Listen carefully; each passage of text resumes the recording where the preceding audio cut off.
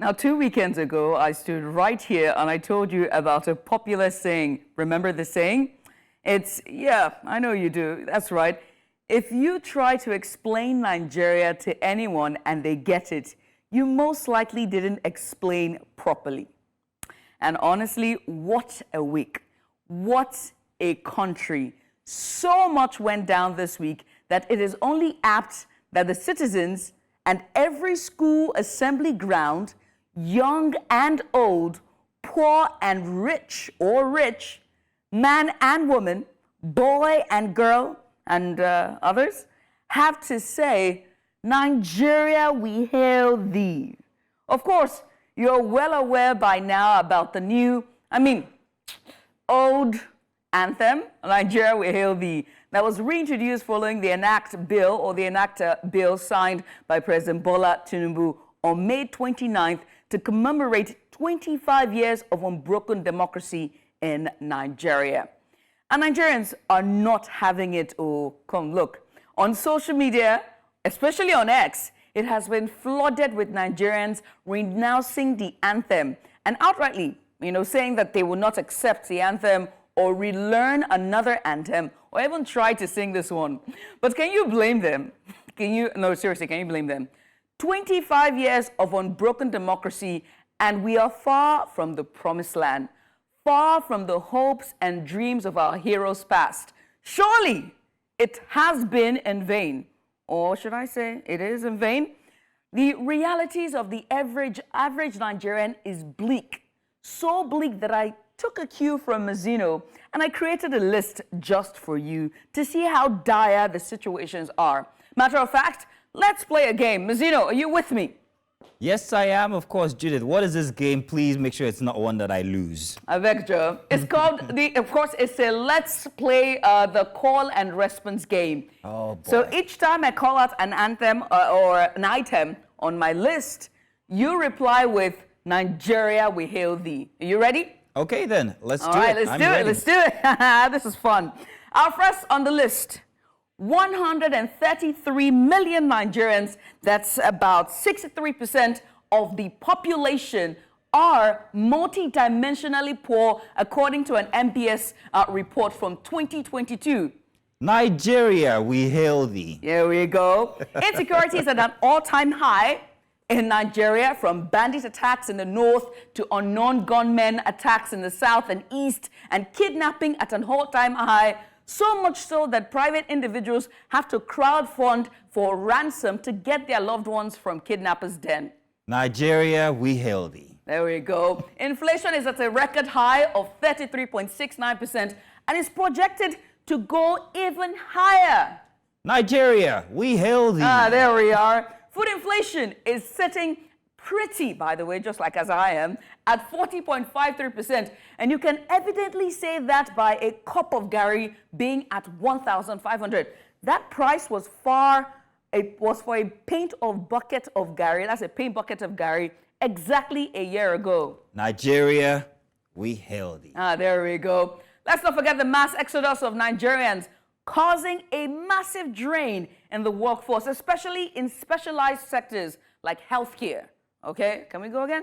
Nigeria, we hail thee. There we are. And there's more, by the way, there's more. And this one is, as Nigerians are exiting, it's not only Nigerians that are exiting, by the way, businesses are also doing the same. They are leaving as well. Enter Kimberly-Clark. They are the makers of diapers or baby diapers, Huggies, and they've announced that they are leaving the country after investing, wait for the amount, Mazzino, $100 million.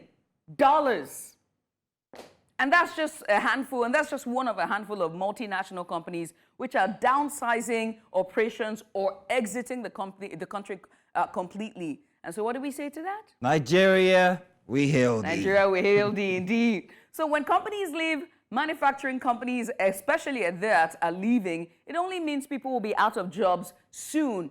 And in an inflationary economy like ours, we can only say, Nigeria, we hail thee. There we go. Well, I will stop here, right? So as Labour, threatens indefinite strike and the federal government refuses to compromise, to the royal tussle that goes on in the north, And just so much that is going on. Let's not talk about the civil unrest in the East. One thing is certain, we have to learn the anthem. Now, come off it, Mazzino, come on. It's a law, all right? It's a law, come on. And you're at home watching me. It's the law, we have to learn it. So join myself, Judith TV, and the handsome Mazzino Appeal to learn the new anthem. So come on, you have to. You are a patriotic and law-abiding citizen. All together now, ladies and gentlemen, shall we? Nigeria, everybody, come on. Nigeria, we hail thee. Mr. Albert Congo raises the flag of the...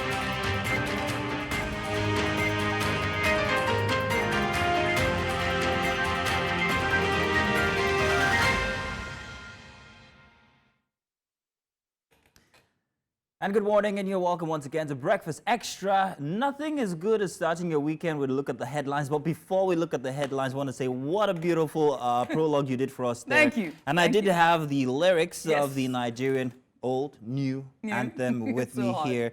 But I wanted to say something. As much bashing as it has come under, it is a rather well put together anthem, quite frankly. The words are very experiential of a group of people who are trying to show how powerful a nation and together we are. So, hey, maybe, I don't know, devil's advocate here. I'm trying to play, trying to balance it out. For and against, and no questions asked, but at a time like this, and I don't think Nigerians are concerned about the anthem. What they're concerned about is the priorities, the timing of, like, look, we don't need this now. What we need is a better conditions of our life for us. So I think that's what really the problem is. There's a very interesting video that's making round on social media. I don't know whether you've seen it. The child? No, it's of this guy who's wearing this hat with the very symbolic presidential symbol on it. And it says, I have a mad idea. And people are like, what do you want to do? Reduce fuel prices? No. Do you want to increase fuel salaries? No, that's Vision 2037. What do you want to do, sir? I want to change our song. I found it very interesting. I'm hoping we can play it on the show sometime it's fun. soon. But I love it. I love all the reactions from the anthem so Nigeria, far. we hail thee. We hail thee indeed, the country. Alrighty now, so we're going to be doing the dailies this morning. Thank you very much for joining us. So together, please, let's pick up a paper, or rather a copy of the Punch newspaper. That's what we're starting out with this morning. And to start off on the Punch newspaper this morning, the headline that meets you for a Saturday morning: minimum wage. Didn't we just talk about that? FG pleads for time as indefinite strike begins on Monday. Time here is of the essence, but it didn't take 5 days to change the national anthem. We've been on this for 3-4 weeks of minimum wage back and forth debacle, walking it out on the government, being called back, increasing it by 3,000 naira, reducing your demand by so-and-so. It's so much regarding the minimum wage. Nigeria, we hail. Don't start that again. But it continues. There are writers here. Industrial action, not solution. Labor must show understanding, say Minister. Fuel scarcity, blackout looms as Nupeng, Pengasin vowed to join strike. It's going to be dark. At the top for the Punch, sit at home. Residents panic as army vows crackdown on soldiers killers. Now, this happened over the week in Abia, and of course, it got social media agog once again. Remember, we had a similar situation in Delta State. See what happened after that. Would we learn from that? What do we expect from this? We'll find out. On the side of that headline, I impregnated my wife, didn't buy triplets, says Ayefele, as he declares. That has been a topic for a bit now. And demands of NSAS protesters legitimate, says Sam Adeyemi. After that, Nigerian foreign students not part of loan scheme, says the federal government. We'll be taking a look at that in weeks to come. Very critically, an untold agony of pupils bullied, tortured by classmates within school walls. Of course, we know why that is on the front burner recently. That's all for the Punch newspaper for a Saturday. What do you have, Judith? Let's move on now to the Daily Trust. And if you can just pull that up on the screen for Daily Trust. There we go. The very first one that jumps right out to you. Minimum wage. Labour begin indefinite strike on Monday. Mobilizes workers. State chapters vows to sustain action until a new national wage. And that's on page 4. On page 7, Emir, when you go there at the top there, Emir Sanusi leads Friday prayer, says no one can question God and that's on page 7 there. Right next to it for entertainment, Nigerian celebrities react to new national anthem, and that's on page 12. And there's so much reactions around that. For the cover story, young women quitting trading for rice smuggling. Seme Idiroko borders agog. Single mothers lead. Customs intercepts 370 trailer loads in 3 years. And you can find that story on page 5 and 6. On the news there, 36 states should be scrapped. Promoter of regionalism. Look, I'm very intrigued by this story. And the way this is developing, we'll just wait and see. One thing is for certain, we are the center of the news, and we'll bring the news unabashed, every details, every side to you as it continues to unfold. But you can find that headline there, the story, on page 33. Moving on now, Nigeria's democracy at 25. How governors amass willed on ending powers. And that's on page 26. At the bottom there, 17 killed in multiple bandits attacks in Katsina. Page 4. South Africa's ANC heads for coalition after 90% votes count. And that's on page 4 there. All right, well, later on today on the show, we're going to get our correspondent who's been in Johannesburg, South Africa, covering the South African elections. And give us more update on that. We know that so far about 96% of the results have been collated, but we'll wait to see more on that. Saturday Vanguard this morning here. This is an unbelievable story, and it's very apt that the paper actually starts it out by spelling out unbelievable each letter at a time. Now check this. Village head takes a bribe from bandits, allows killing of 30 villagers. We arrested him, 364 others killed, 35 of them rescued, 565 kidnapped victims in 1 year, say Katsina Governor Dikko Rada. That's on page 10 of the Vanguard. Very, very crazy story, that one. And Abdul Razak transforming Ilorin with new master plan to 20,000 hectare smart city. Can't wait to see that. Royal Rumble in Kano. Kwankwaso Ganduje fights smearing soul of a revered emirate. The situation in Kano has taken turns like I predicted it was going to do last week. If you remember, I said that this was going to be in the news for the coming weeks to come. And it's very interesting to see different judicial states or judicial arms go up against each other. And the question whether the government has any a role to play inside of tradition or chieftaincy. Actually, they do, if you go back in history. There's more inside of the Vanguard. Biafra Day killing. Soldiers lay siege on Aba, vow to avenge killing of 5 colleagues. Here we go again. This is on page 7, by the way. Market schools shut. Igbo leaders beg army to avoid killing of innocent people, please. Abia government places 2.5 million naira bounty on killers of soldiers. And under that one, this one here, Tinubu's first year report card, you can find that on page 27. It's been all about through the week. Arawa youths want death penalty for vandals of public infrastructure. Whoa, whoa, whoa. Oh, slow down. No. Slow down. That's a 0 to 100 in quick fast. No. And I think that should be all at the top of the Vanguard. Man arrested for raping pastor's pregnant wife to death. Sad story there. Minimum wage, once again, Labour begins strike on Monday. That's all for the Vanguard. Let's move now to the Saturday Independent. It's going to pull it up on our screen there. There we go. The very first story that points at you. PDP stakeholders return to trenches. Tell me about it.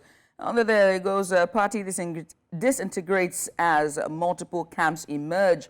Atiku not sincere with merger talks. And that's a senior party member. You can find that story on page 8. You would think at this time the PDP will be a strong and vocal opposition, you know, because it's a democracy. You don't see that. But on the flip side, when the PDP was in power, we saw a very vocal and strong You know, now that you've APC. said it, I'm seeing it. Very, very true. It's for wild. thought. Moving all the way to the bottom there, it's time we explore political solution to Nnamdi Kanu issue. You can find that story on page 5 by Atiku. How ex-users reacted to old new /new in quotation marks their national anthem. You can find the story on page 21. Minimum wage. Labour begins mobilization for indefinite strike June 3rd. You can find that story on page 7. Federal government suspends controversial $300 chopper levy. And that's on page 4. For entertainment, the mid-goddess of skills, Dala Oruwari, BET Culture Squad's latest member, and that's on page 9 there. Interesting. And when you get to the top there, NDDC connects Niger Delta coastal communities with 5,141.3 kilometer roads, 87 jetties, 42 bridges. You can find that story on page 3. It says it promises to complete regional projects. 6 Nigerians, Chinese nabbed in Ogun over illegal mining. Mazino is very interested about this story. Always interested about mining. Always interested Minerals about interest mining. me. Yeah. They do. Yeah, and then right after the very last one there at the top there is Rivers, how police arrested suspect over rape of pastor's pregnant wife, bereaved husband seeks justice, and that's on page 29. That's a sad story, that one. I can't Very imagine sad story. what the husband's going through at this moment. We're Now so let's move rest out in of peace. Nigeria into my favorite other African country, Kenya. And of course, they've got a very swaggerlicious type president. We'll talk about that one. But first, EA courts blow to Ahmed Nasser, Sanko, and Karua. At the top of that one for the Saturday Standard from Kenya, more questions than answers on Ruto's hustler jet. Remember, he had to see Biden with that very interesting swag jet. So the topic is on Wastage and him trying to actually lead a government that is not pushing for a bit of when it comes to wastage. And then now we're talking about the Saturday Standard from Kenya. WC qualifiers Olunga's pain at playing ties away, and violence and wranglers rock UDA polls. More headlines here. Guilty, Trump convicted on 34 counts in historic trial. Of course, Trump has said that's just ridiculous. Nothing seems to faze that guy. It's water off a duck's back for Trump each time. But we wait to see exactly how far this is going to go, or whether he's going to be able to compete in the coming elections. I've got my reservations about the Biden versus Trump saga, whether Biden is actually a better president or not. The opinion are diverse. President dishes out goodies in Western, and ANC loses ground in South Africa elections. We're going to see that one toward the end of the show today as we talk about the elections inside of South Africa. Of course, Bongani is going to be joining us, I think. Yes, she will. So, Saziba Bongani is going to be joining us. I think that's pretty much all of the headlines that we are taking today. Do we have time for more, guys? Do we? No, we do not. But that's all of the front pages that we can take. The last one we just took there was the Saturday's Standard, Kenya Saturday Standard there. Very interesting headlines there. But thank you. But that's all that we can take for our front pages for today. But stick around because there's plenty on the other side. We have a big report coming up where we're going to have our reporter who is going to be giving us an update on the 4-story building that collapsed in Lagos Island. We also will be bringing you a weekend special as well. On Tuesday was World Menstruation Day, so we're going to have a special for that one. And also not to forget for our big story, we got a number of big stories from the labor indefinite strike warning that they're going to embark on Monday to the royal bustle and tussle in Kano State. Game of Thrones is what it's being called. There we are. Yeah, Nigerian version. Game of Thrones, Nigerian version. There. Who's the House of Lannister? I don't know House of Lannister, no House of. It's just House of Sanusi, House of Ganduje, House Bayero. of, you know, There we go. So do stay tuned. It's Yes. packed and it's all just for you. We'll be back. This is Breakfast Extra on News Central TV.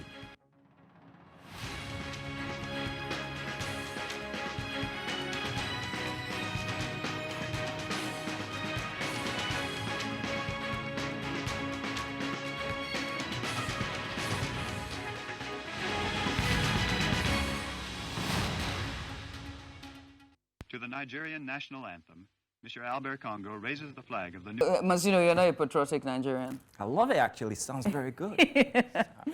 Well, a significant yet controversial decision made by Nigeria's leadership, which is the reintroduction of the national anthem that was last sung almost 50 years ago. Now, this move, signed into law by President Bola Tinubu, has sparked a heated debate across the nation. Now, on Wednesday, President Tinubu signed a bill to bring back the national anthem, Nigeria, We Hail Thee, a song that marked the country's independence in 1960. The decision came after an unusually swift process in Parliament, raising eyebrows about the compliant nature of the country's legislative body. Now, the lower house debated the change last week and approved it the same day. Now, the upper house followed suit the next day, and by Wednesday, the president had signed the bill into law. Such rapid legislative action is rare, especially at a time when Nigeria faces its worst case of living crisis in a generation. You tell me about it, Judith. Many Nigerians are questioning the priorities of their government. With inflation soaring and many citizens struggling to make ends meet, critics argue that changing the national anthem should not have been at the top of the agenda.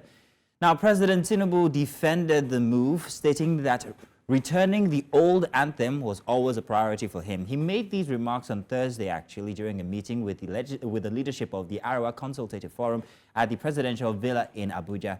The anthem, Nigeria, We Hail Thee, first introduced in 1960, was written by two British women living in Nigeria at the time.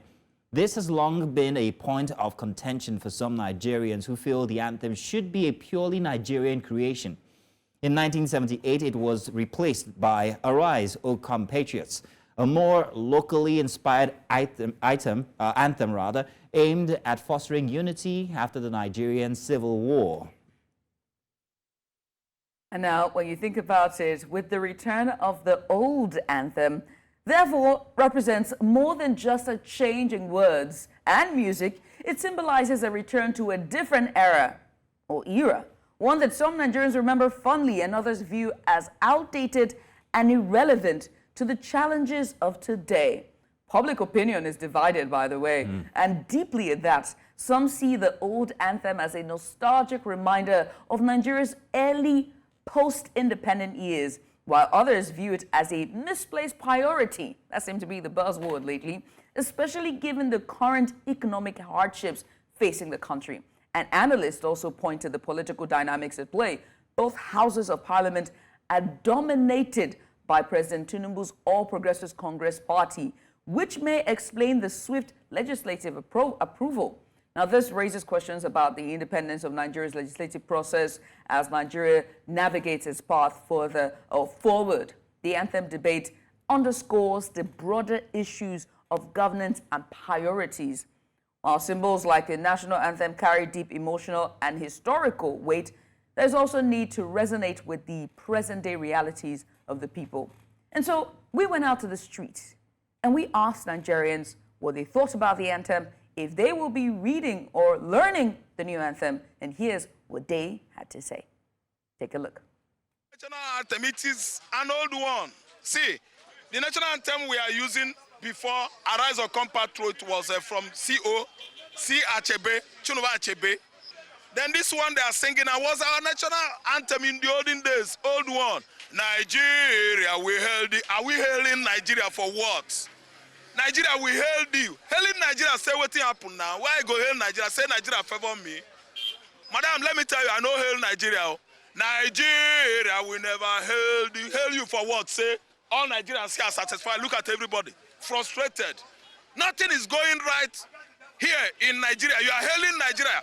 Or guy, they hail Nigeria, say Nigeria are God. I cannot sing that one. This new one. I cannot sing it because I don't think we want to sing it. Because the person that is bringing the national anthem, I don't think is okay. This new national anthem that have been there more than 50 years, even the one that they just abolished, after I left school for almost like how many years, 30-something years, you see, I know that one, but to some extent there are some lapses. The new one, my sister, may you see them now. I can never sing it, and I'll never learn it. It's a very sad development, and today, to me, it's a very sad day for me. While others are going forward, Nigerians are going back to their colonial past.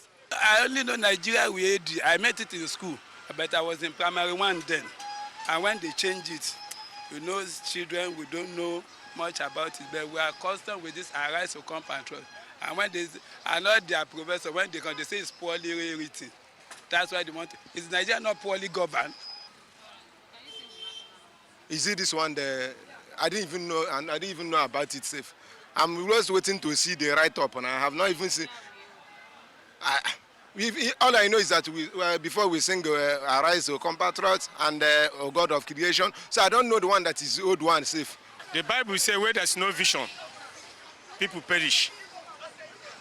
National anthem has nothing to do with what is going on in the country, where people are suffering, price of things are being high, and you forgot all those areas.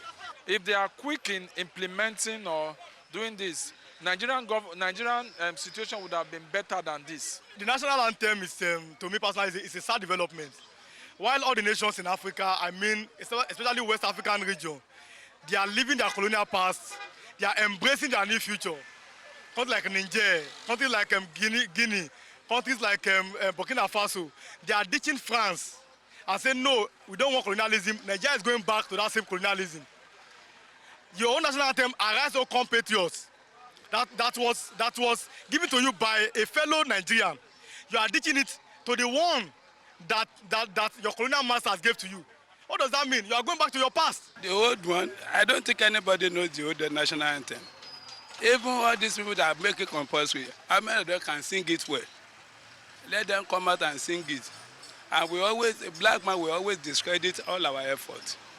That's how there's nothing wrong with the one that we are used to. If they are taking us back to old national anthem, they need to take us back to old ways of our living, where we buy things cheap. A sachet of pure water is 5 naira. You can buy biscuits with 5 naira. But there was a time that you can buy a loaf of bread 5 naira. So they need to take us back to those days. Thank you. People are dying hungry. Insecurity is now the order of the day. People no more traveling with motor. But they leave all those things with the change national anthem. If you want to make this country to work, take us back to where we came from, where we started before. Because a bag of rice before is 11,000 naira. Now we no more buy a bag of rice 20,000 naira, even 40,000 around. And what is bothering him is to change national anthem. It's not normal now. When you talk about lyrical chronology, Arise, O Compatriot is better. When you talk about message that brings you to the national point, integrity and commitment, this one he has put behind is better. And I understand that at one point or the other, an international gathering, Nigerian national anthem has been adjudged the best among nations present. And I'm talking about Arise, O Compatriot. The new national anthem, I don't really feel it though. I still prefer the old one to me personally. That's my own personal opinion. So I think I'm singing the old national anthem. I can't even remember all the old, but I think I can just remember Nigeria, we hail thee, our hold your native land. Don't try by what made thee first in brother. Oh, blah, blah, blah. Even though they change the name of the country, that is not our business. Our business is for them to take old things back to the new things. They are asking not to sing an old national anthem. And we have Gary, one plate Gary was 5,000. They should change one plate of Gary to 200. We are buying it. 200 naira. When I was small, a plate of Gary is 35 naira. I think they can change to 35 naira. Now we are buying a bottle of Coke for 350. And when I was small, a bottle of Coke is 30 naira, 60 naira. Please, our leaders, they should try to do something. He said they want change in national anthem. Change that one, now the way thing go make Nigeria, many poor people they chop. Because of they don't reach now, they don't know say poor people there. Like you when they cook, he cannot see profit. When they get 20,000 go market, he go finish them. It's not the problem of Nigeria. The problem of Nigeria is food. Hunger is killing people every day. As you can see, the problem even started the time where they change the money. Which country is using two money at the same time, two different money? That is the problem that we are facing now. Everything in the market is too high. Rice, beans, Gary. How can one plate of Gary be 3,500, 4,000 naira? I never see it before. But now everything, even the promise where they tell us they will do this, do that. Now they are not doing it. All we are saying that they should help us. So. Okay, they change the national anthem. They say more will learn about it. Should I be the food where person want chop? Hungry day they catch. Hungry day they catch everybody everywhere. Now they talk about national anthem. person there now since morning. Now one day a person never even sell. Now national anthem go the memory for my memory for this age when I did now. Men Nigeria try to organize things, make it work well. I know we're not there for all those kind of rubbish where they perform. What's the meaning of changing national anthem? Why people is dying for hungry? Business is not moving. Then close borders. What is the essence of changing national anthem? Is it good? Is what Nigerian vote Tinubu for?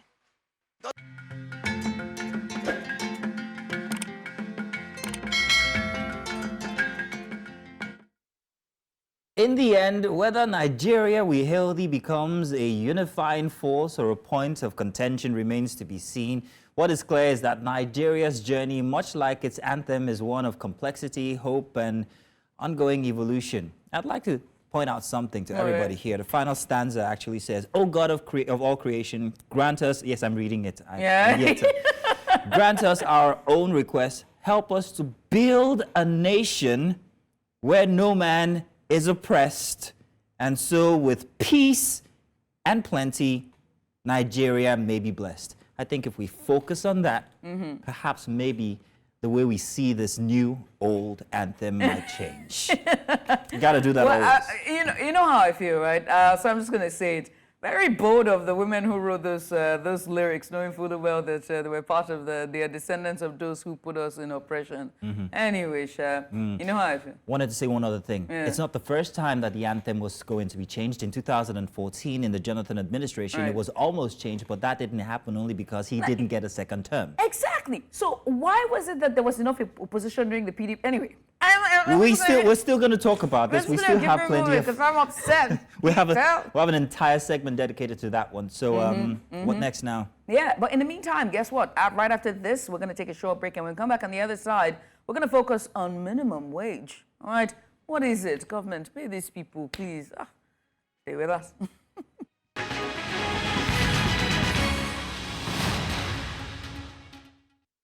And on our first big story, we probe into the already highly controversial decision that is taking Nigeria by storm. So if you missed it, on Wednesday, May 29th, President Bola Tinubu signed into law a bill to reintroduce the national anthem, which is Nigeria We Hail Thee.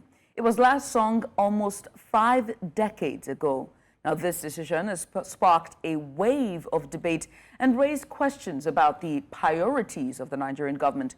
The process was swift, by the way. The lower house of parliament began debating the change last week and approved it the same day. The upper house followed suit on Tuesday, and President Tinubu, marking his first year in office, signed the bill into law just hours later. Now, the rapidity of this legislative process has raised eyebrows, particularly given Nigeria's current economic challenges. Analysts have noted the unusual speed, especially considering both houses of parliament are dominated by members of the ruling All Progressives Congress. The anthem, Nigeria We Hail Thee, was originally introduced in 1960 as Nigeria gained independence from British colonial rule. It was penned by 2 British women living in Nigeria at the time, which later sparked criticism for not being authored by Nigerians. In 1978, however, amid efforts to foster unity after the Civil War, it was replaced by Arise, O Come Patriots, a poem composed by 5 Nigerians, P.O. Aderibigbe, John A. Ilechukwu, Sotsa Omoigui, Eme Etim Akpan, and B.A. Ogunaike, and set to music by Ben Odiase, a police officer. The anthem, which emphasized theme of national service, the sacrifice of past heroes, and a collective commitment to building a just and peaceful future, served the nation for nearly 5 decades. And that's a very long time. And so the reintroduction of the old anthem has deepened divided opinion. Some see it as a nostalgic return to Nigeria's roots, while others criticize it as a distraction from the pressing issues facing the nation today, such as the severe cost of living crisis.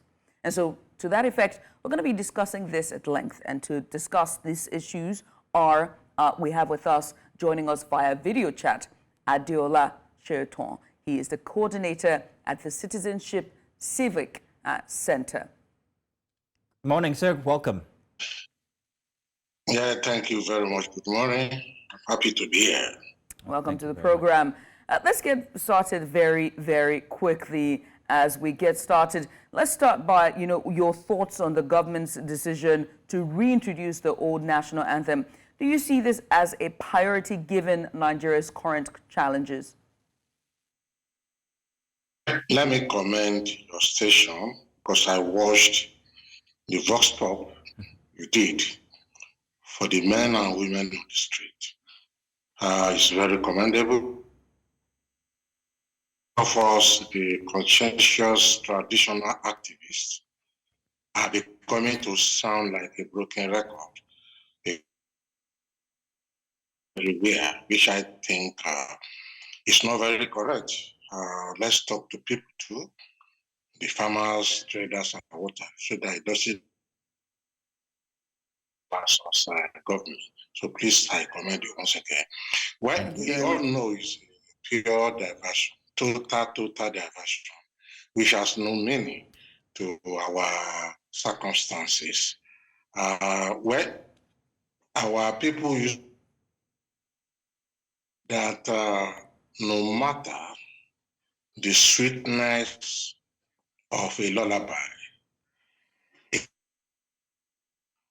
place or substitute for food and drug to and a crying baby. No matter whatever you want to pray, if your child is sickly, no matter the amount of songs, a lot for her, you are just wasting your time. You must first of all address, the cause of crying. So what Tinubu just done is to serve us a lullaby while we are crying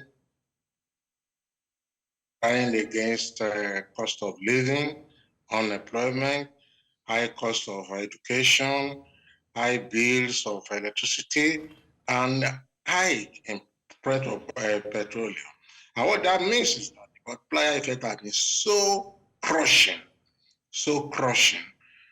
Today, we all know the prices of rice, flour, gari, just ordinary gari. I wrote something 2 days ago, and my wife corrected me that I said it was 29,000 in my piece about 3 or 4 days or 2 days ago. So today, we are living in a nation, inflation, devaluation due to introduction of anti-people, anti-working class, neoliberal structural adjustment program that has heightened, the danger. And I think any serious government should not even be bothering whether I want to sing new songs, I want to revert back to old songs. You should be thinking that I had made mistake by announcing oil subsidy is gone on the first day of my inauguration without even stepping to the office, without a cabinet.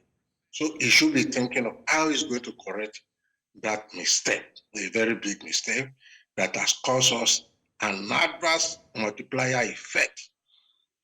President Tinubu knew quite right that Nigerians are suffering. He mentioned it in his campaign.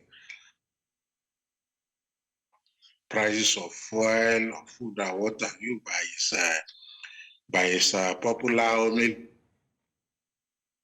Today it's an opposite. So I wonder why a president just want to distort or distract.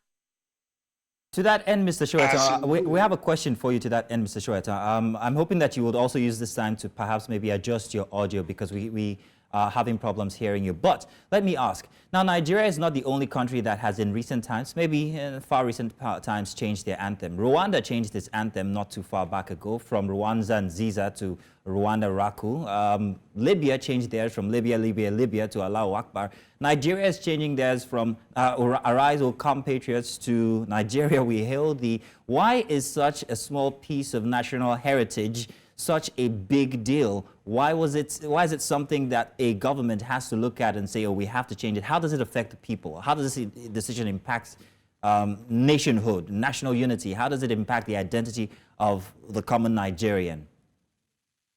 Well, the first thing is any national anthem should be a product of people's aspiration at an appropriate time. People's aspiration, goal, achievement, and of course, a call to duty.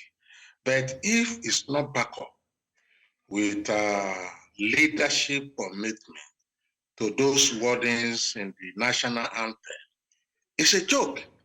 It's just like a sweet nonsense that an insincere man talks to a woman, on the bed because he wants to gain access. So it's a question of time. You talk of Rwanda. We all knew how Rwanda and what Rwanda had done, what they have been able to do, and how they have been able, to achieve some landmark, things in their life. So if they are changing their national anthem, then you can say, okay, that is timely. What is timely here? What is timely here? Where the next price of food and services and products that is coming to you. And you know what? This past shows that place which I refer to now as a hollow chamber is a place of comedy. And when Nigerian president, even before now, wants to pass such their own bill using the National Assembly as a cover, you will see the speed of light. They will do wage debate is still on. Labour is calling for strike on Monday, which to me is long overdue. You are not clear. You are not telling us the minimum wage that is convenient to Nigerian people. And I've mentioned that, look, minimum wage cannot be agreed on in Ifaoreku, Afao Pastor. It has to be based on concrete things, cost of living indices.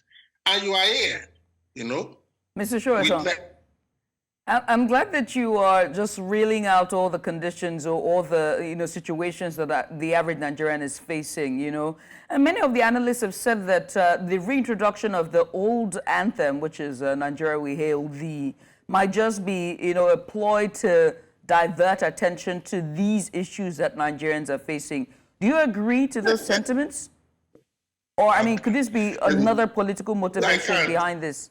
I can't agree to such funny reasoning, such a logic. And I'll tell you why. Even look at the national anthem, the new old national anthem, if I may call this so. They said,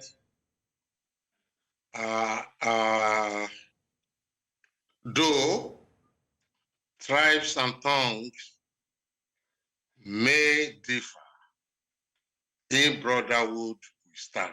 That's a lie. The elections in Nigeria, including the just concluded 2023 election, has put a lie to such, sentence.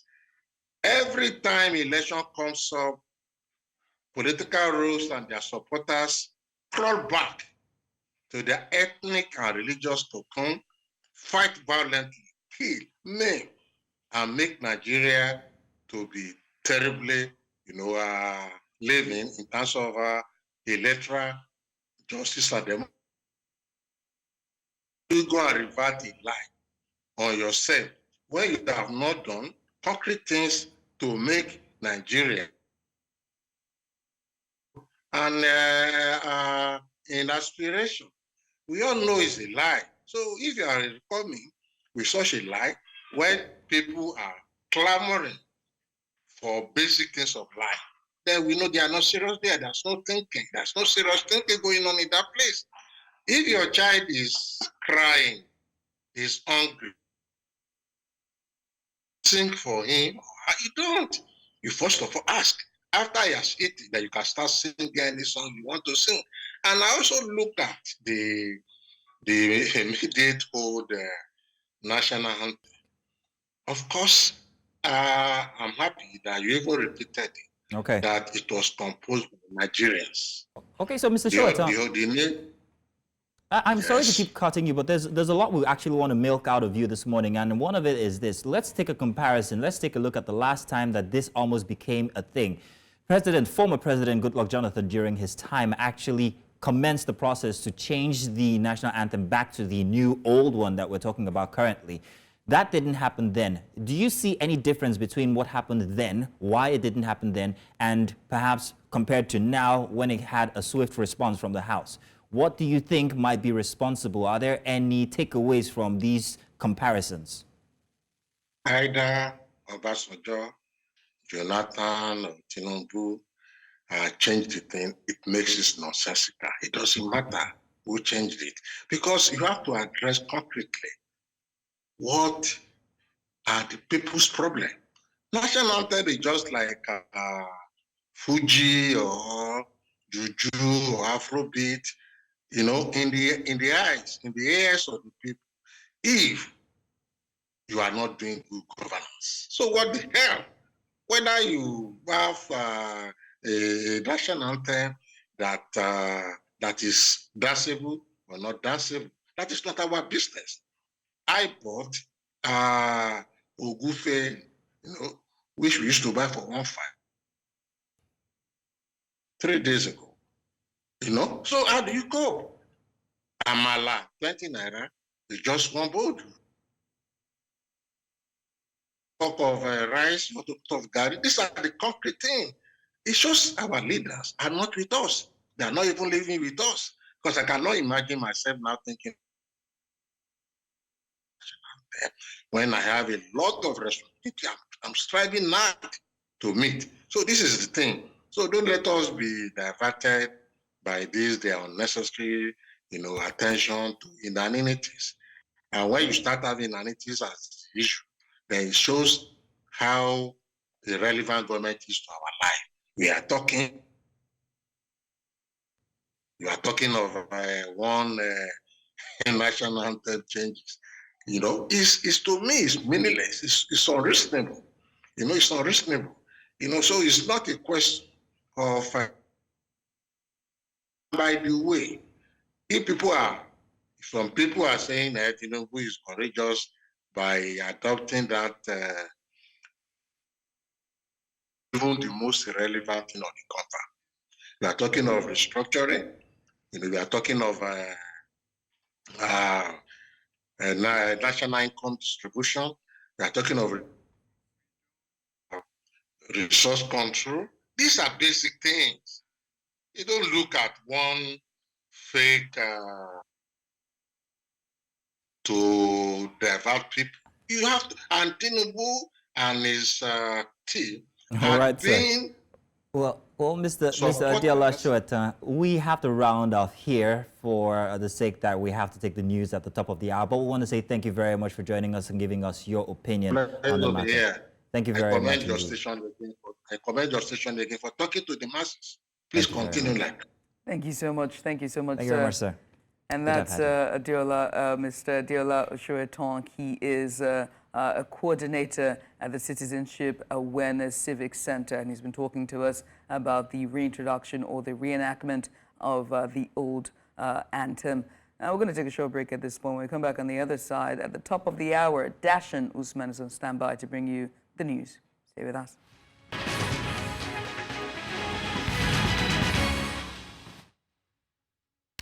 Hello and welcome to Breakfast Headlines. I'm Darshan Usman.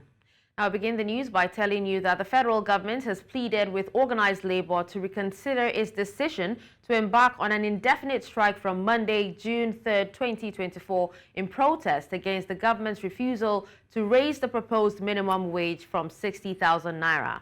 The interest of the masses should be the top priority of organized labor, the federal government stressed. Now, while describing the Nigeria Labour Congress and the Trade Union Congress as partners in Project Nigeria, the Minister of Information and National Orientation, Idris Mohammed, noted that industrial action was not the solution to the ongoing negotiation for a new minimum wage for workers. This came hours after organized labor declared a nationwide strike which will begin on Monday, June 3rd, 2024, over the federal government's refusal to raise the proposed minimum wage from 60,000 naira. So Nigeria's capital Abuja now, where the country's organized labor unions say they will commence a nationwide indefinite strike action from Monday, June the 3rd, until a new minimum wage is announced. The leadership of the unions made this known in Abuja, saying that government has refused to accede to their demands, which include the review of the national minimum wage and the reversal in the hike in electricity tariff. Marvelous Obomanu reports. With inflation now well over 30% as of today, many Nigerians are unanimous in agreeing that the 30,000 naira minimum wage being received by workers is no longer tenable. Despite ongoing negotiations between the federal government and the organized labor, both teams have been unable to meet a compromise. While government has proposed about 60,000 naira against the figure being suggested by labor, this has been outrightly rejected by the labor negotiating team. As of today, there is no minimum wage for Nigerian workers, technically, by the expiration of the act, by 18th of April. So as at now, we're operating without any law, backing up the minimum wage. They were talking about 100% increase. That's what they have offered. But the 100% increase amounts to one loaf of bread per day for 30 days. That's what it amounts. They are not looking at the quality or the value of what they are offering to us. Another issue Labour is raising is the hike in electricity tariff. While recently the union had protested, demanding a reversal, it is also calling on government to do the needful. On the 13th of May, we had a protest to NEROC and to some of the discos, registering our displeasure. That up till today, there is no word from the government. Our demand was that there should be a reversal from 225 naira per kilowatt down to where it was before, 66 naira per kilowatt. The president of the Trade Union Congress, Festus Osifo, during a joint news conference with the leadership of the Nigeria Labour Congress in Abuja, says Labour has concluded plans to commence an indefinite strike. We are hereby declaring the commencement of a nationwide industrial action, a nationwide strike, effective from Monday, June 3rd, 2024. And this strike shall be indefinite. And this strike shall be on until we have a new national minimum wage. Until we sign an agreement on what is mutually agreeable by the parties, our action will be on. But our action is not such that we will not equally negotiate. Because the two parties are now going to negotiate under duress. We're under pressure. We're under pressure. With many Nigerians still battling with the increasing cost of living, many are optimistic that government will yield to labor's demand and review the nation's minimum wage to a living wage. In Abuja for News Central, Marvelous Obomanu. Suspended Deputy Commissioner of Police Abba Kyari has been released from the Kuje Custodial Center in the Federal Capital Territory after spending 27 months in detention. Kyari was detained following his arrest on February 14, 2022 by the National Drug Law Enforcement Agency for alleged involvement with an international drug cartel. On May 22, 2024, Judge Emeka Nwite granted Kyari bail to allow him to conclude the burial rites of his mother, who died on May 5th. The court scheduled May 31, 2024 for the hearing on Kyari's main application for bail about the drug trafficking charges. Now, giving updates, the spokesperson of the Nigerian Correctional Service of the Federal Capital Territory Command, Adamu Doza, confirmed to newsmen that Kyari met his bail conditions and was released on Friday. To security matters, where we understand that 11 people, all male, have been declared wanted for various criminal offences by security operatives in Plateau State. At a joint security press briefing, which took place at the headquarters of Operation Safe Haven in Jos, the Plateau State capital, the men in uniform said they will not rest on their oars in ensuring the wanted persons are apprehended and brought to book. Correspondent Chizoba Anyonwe was there for News Central and now reports. Some parts of Plateau State over the past 20 years have come under different forms of attacks by gunmen who have remained unidentified. Most recent incident is the 2023 Christmas Eve attacks that took the lives of dozens. However, these security operatives on the plateau say they are determined more than ever before to reduce crime and criminality in all its forms to the barest minimum. Operation Safe Haven has continued to take proactive steps towards securing lives and property in the joint operations area. These efforts have been occasionally derailed by activities of enemies of peace. The attack on parts of Barkin-Lodi and Bokos local government areas of Plateau State on the Christmas Eve of 2023 is a case in focus. Also, while concerted efforts were being made to restore peace and stability in the area, some other criminals struck in parts of Bokos and Mangu local government areas on the 19th and 20th April 2024 and on 8th May 2024, which resulted in the loss of lives and property. With the number of lives lost, many others injured and maimed, and property destroyed and looted by the so-called unknown gunmen, the question now is, will these uniformed men allow these marauders have their way? In line with the mandate of Operation Safe Haven, we have not rested on our oars in the efforts to bring perpetrators of these heinous crimes to face justice. In this regard, we have sustained intelligence-led operations, which led to the neutralization in contact with some of the perpetrators, as well as the arrest of most of the criminals who participated in the attacks. For those here at large, over time we exploited the use of technology to conduct forensic examination. We reveal their identities. Consequently, the foreign persons are wanted for questioning for their complicity in attacks at different locations in Plateau State. Despite many arrests made so far and interrogations ongoing, any member of the public that would aid in the arrest of these men on the run stand a chance of being rewarded. In Jos for News Central, Chizoba Anyonwe. Thank you, Chizoba, for that report. And that's it on Breakfast Headlines. Now it's over to Mazino and Judith. Thank you very much, Hi, Dashin. guys. Hi, how are you? Dashin, I'm wondering, have you practiced your new old national anthem? Do you have all three stanzas? Zeno, I knew you were going to ask me this. I really have not come around to, understanding what the new national anthem is all about. And just like I've always said, this anthem has actually been forced on us. Do you understand? And it's difficult for people to actually accept. Acceptance is very, very important. You don't just, when there's the minimum wage, still dangling in the air, you also have people suffering, the cost of living is high, and you're forcing them with a new national anthem. What do we stand to gain from the new national anthem?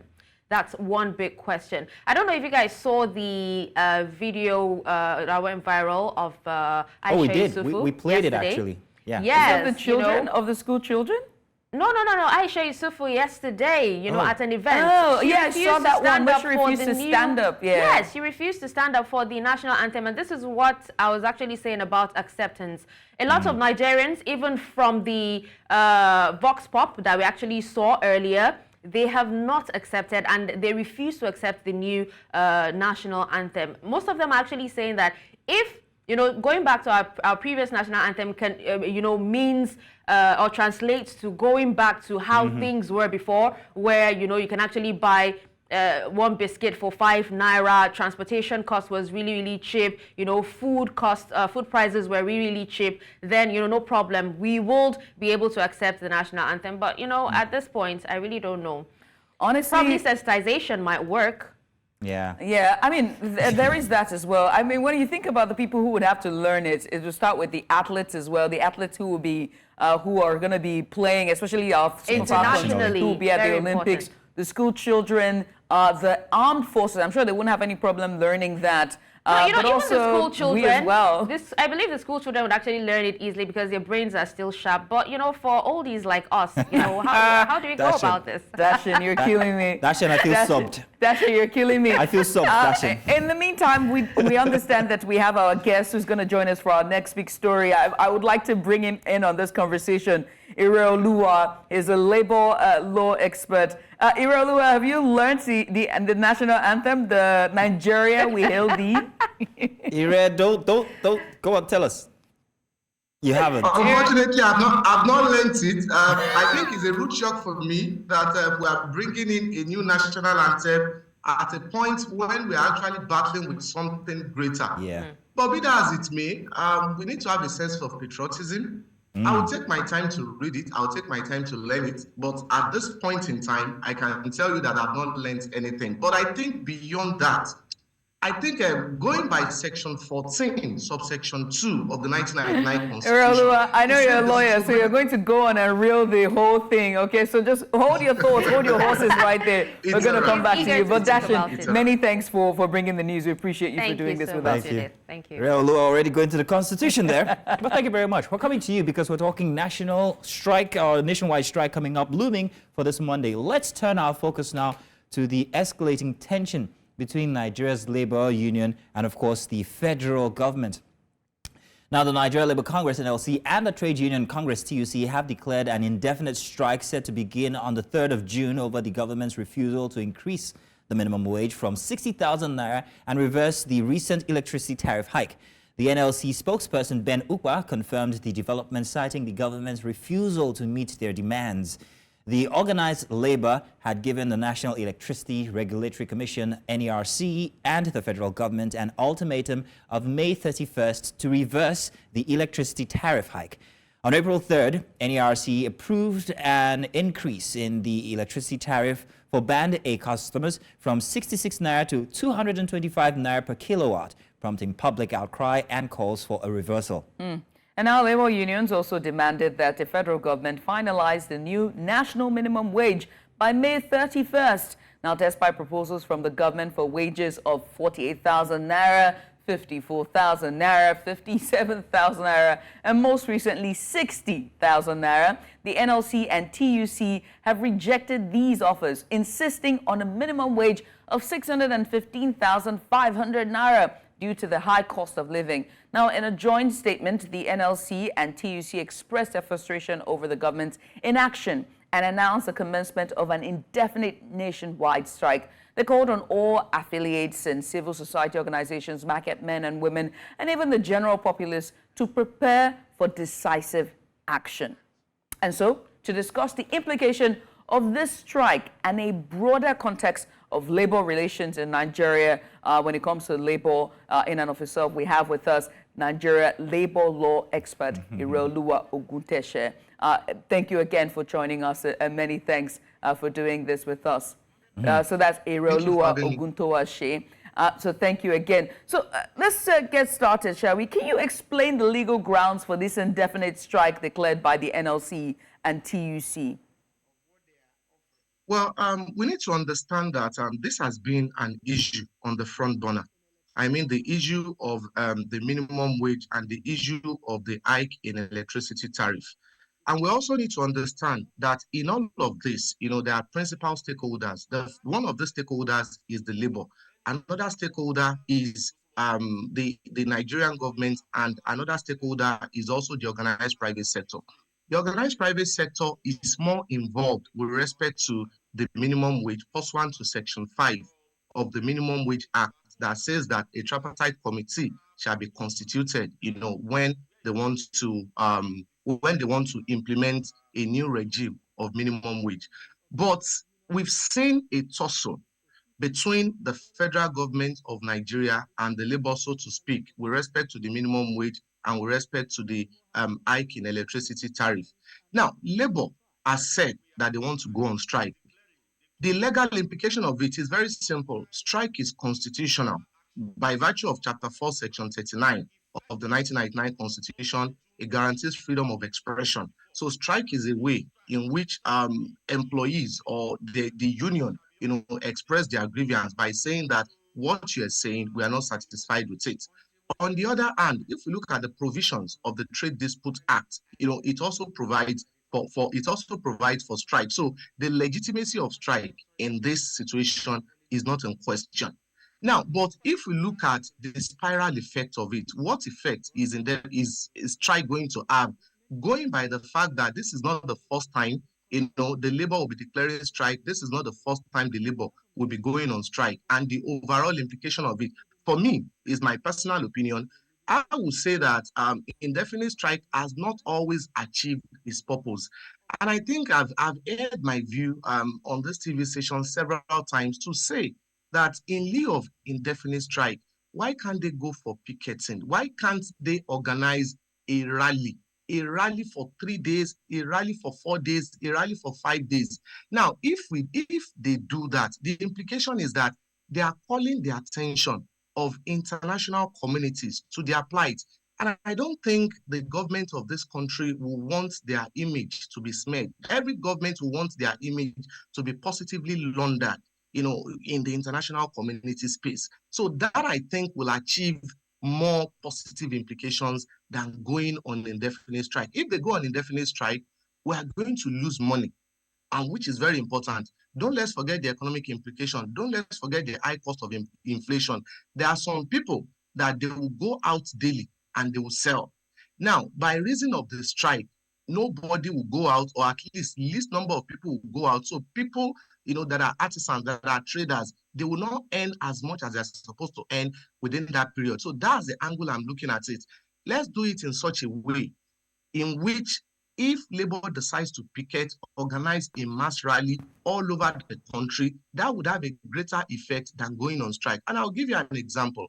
The NSAS saga, if not for the fact that it was hijacked, supposedly by some miscreant, it really achieved a lot of effect. And I don't think the federal government wants something like that to happen again. Okay. This is the kind of thing I'm saying, that let the labor, let them organize mass rally, let all other relative or affiliate organizations join them. And it must be consistent. It must be persistent. Irelo, it's very interesting that you should actually say that, because I was going to tell about I was just going to ask you, I have two questions for you, and I hope that the first one you'll summarize your response here. But let me first ask, given this recent deadlock that we have now regarding the negotiations between the NLC and the government, whether 60,000 naira, 54,000 naira, is there any legal option that the NLC or TUC could take? You sort of have touched on that, but that's my first question. Can you answer that summarily? Now, when you talk about legal option, I think part of the legal option they are taking is going on strike. Another legal option they are taking is picketing. Another legal option they can take is going to court. But unfortunately, the Minimum Wage Act that states and regulates this conduct does not give room. There is a lacuna in the Minimum Wage Act, and the lacuna is that it doesn't state the percentage. Section 3 of the Minimum Wage Act merely says that new regime of minimum wage shall be implemented every 5 years. It doesn't state the percentage. It doesn't state the extent to which the increase will be done. And that is, it is subject to negotiation between the federal government. And when something is subject to negotiation, even if the labor decides to go to court, it's still going to be a matter of negotiation in court. So I think summing up the options, legal options open to the Nigerian Labour Congress, negotiation, alternative dispute resolution is open to them, of course. Picketing is open to them, and strike is open to them. But I've always been an advocate of strike. So now, my next question is Labour actually going after the wrong thing? Asking the government to hike up pay for workers to 600 or almost 600,000 naira. Question people have been asking is where exactly, especially the private sector, where are they going to get the monies to be able to pay their least staff? How about this? Could the NLC or TUC be fighting for policies to change whereby businesses, it becomes easier to make business or to do business in Nigeria, or for businesses to earn money? Relax taxes, for instance, perhaps, maybe, for a short time while we get back on our feet as Nigerians. Is that open to the NLC or the TUC? And why hasn't that been advented? Of course, I'm going to start from your second question. That option is open to the NLC and TUC, but you know that it takes two to tango. It's not something that the NLC can do alone. You know, in fact, without the NLC even making proposal for this, I think a responsible government should have looked inward and considered the cost of all these things. And these are things that should be on the front burner. But looking at the Minimum Wage Act in its sense, we need to identify the fact that if we consider the provisions of the minimum wage, that there is a difference between a living wage and a minimum wage. Now, Section 17 and Section 3 of the Minimum Wage Act defines minimum wage as the amount in which the least amount that the employee will collect, you know, as stated in the Minimum Wage Act. But if we look at the living wage, it states that the amount that you collect in order to be satisfied, in order to have good, satisfactory condition of life and work. And we see that it's because there is a difference between living wage and minimum wage. And it's because people want to earn a living wage. That's why they travel out of the country. Unfortunately, what is provided for in our laws is not living wage but minimum wage. I made a suggestion the other time. I said the government should try, the labor should try and ensure that the disparity between living wage and minimum wage is not that far. Because if an employee earns minimum wage and they don't earn a living wage, it's very easy for employees to be plunged into poverty, which is what labor is asking for. But if we look at Section 5 that I've cited again, you know, Section 5 will say that the organized private sector is also part, you know, of the people that will deliberate for minimum wage, because Section 17 of the Minimum Wage Act defines an employer as to include the government and the organized private sector. So we cannot separate the organized private sector from all this imbroglio. And I think that's the angle from which the federal government is also looking at it. They wouldn't want to create a situation whereby they will set a minimum wage at a very high standard and people will lose their jobs. But most importantly, I think if we had not had high rates of inflation, if we had not had food insecurity and increase in the price of food, I think the agitation by the Nigerian Labour Congress for astronomical increase in the minimum wage would have been so reduced, because the Nigerian Labour Congress are looking at it from the angle that the minimum wage must be to an extent commensurate with the price of goods and services so that the employees can be able to afford it. But again, if we bring the organized labor sector, private sector rather, into the equation, we will see that they are as equally affected as the employees. Because I for someone, if I open a company or I incorporate a company and I employ people there, and I know the amount I'm making as revenue, and they say that I should come and pay, you know, a certain amount which I don't make, then the option will be for me that I will close shop, I will close down the company. But most importantly, there are some things that people are not even considering. And what they are not considering is that Section 4 of the Minimum Wage Act, the minimum wage doesn't even cover all employees. For example, if we look at the provision of Section 4 of the Minimum Wage Act, if someone has a staff strength of 25 people, that person may choose not to follow the provisions of the minimum wage. If someone is paying piecemeal or commission basis, that person may choose not to follow the provisions of the minimum wage. So I think this is another lacuna and mischief that the organized private sector may latch onto in order to obviate, in order to remove the shackles, you know, that may be imposed on them by the Minimum Wage Act. And this is something that also needs to be blocked. When you have a law and you have a proviso to that particular law, which people can latch onto, you need to be very careful, because we have a Section 4 that is saying that if an employer employs less than 25%, I will just go ahead and take away and reduce my staff strength to less than 25. It says that if an employee is paid on commission or on piece rate basis, I'll just latch on to that provision. If an employee is employed on a seasonal employment basis. So these are things that I think that the federal government needs to also look into, and the labor needs to also look into, in saying that, okay, we need to have a minimum wage because there are provisos in that law. One of the reasons why there's now going to be an indefinite strike or a call for indefinite strike by by Monday is the electricity hike, or the tariff or hike so far. Does the Labour have a ground to ask for, a reduction in the tariff or tariff hike that has already been, implemented by the government? Do they have a right to, demand for it being reduced? And if they do have a right, what is the implication on that when it comes to the negotiations for salary increment or minimum wage increase? Okay, to answer your question, I would say yes, the Labour do have a right to ask for reduction in electricity tariff because it's something that affects everybody, all employees. And Nigerian Labour Congress, being a central union for all employees in Nigeria, if there is anything that is reducing the quality of lifestyle of Nigerian employee, then they have the right to go into it. So to that extent, they have that right. Now, to answer your second question, sorry, can you recap your second question again? Yes, so I can answer it frontally. Yes, I asked that if they do have a ground, to demand for a reduction, and they use that as one of the reasons for the indefinite strike, for the ongoing negotiations between the federal government, TUC, and NLC, would this hamper, would they have any implication on the negotiations so far? Of course, it has far-reaching implications on the negotiation, because what Nigerian Labour Congress is looking at in setting the minimum wage is that they are looking at what can reduce the quality of life of every Nigerian employee. Now, food inflation will reduce, electricity tariff hike will reduce. And I'll give myself as an example. And of course, I know that everybody living in Nigeria, including yourself, would have also experienced this. Before, if I buy 10,000 energy, I will get about, let's say, 80 units or something in that range. Now, if I buy 10,000 energy, I would only get like about 30 units of that amount. So we can see the marked difference.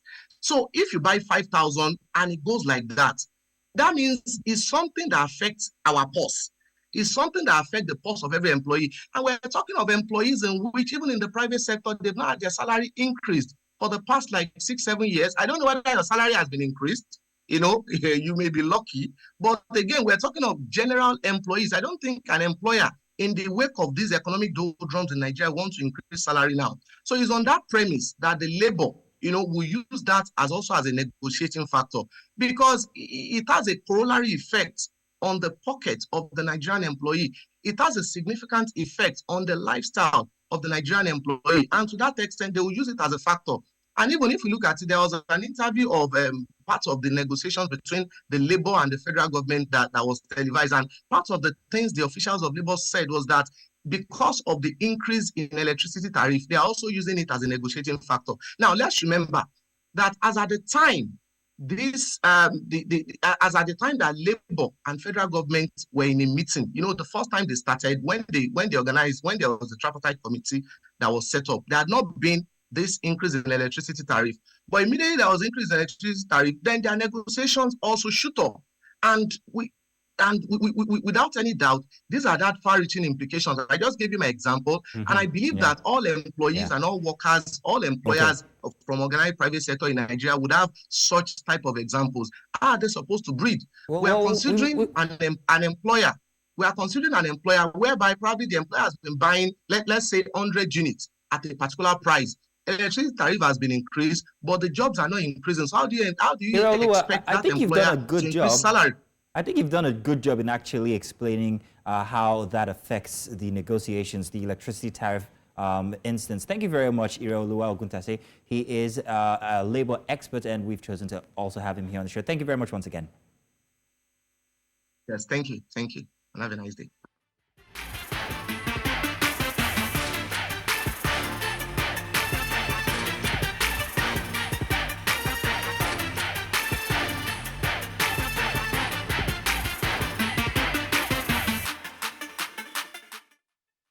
Now we switch the gears now to things more exciting. And Sam, is social media.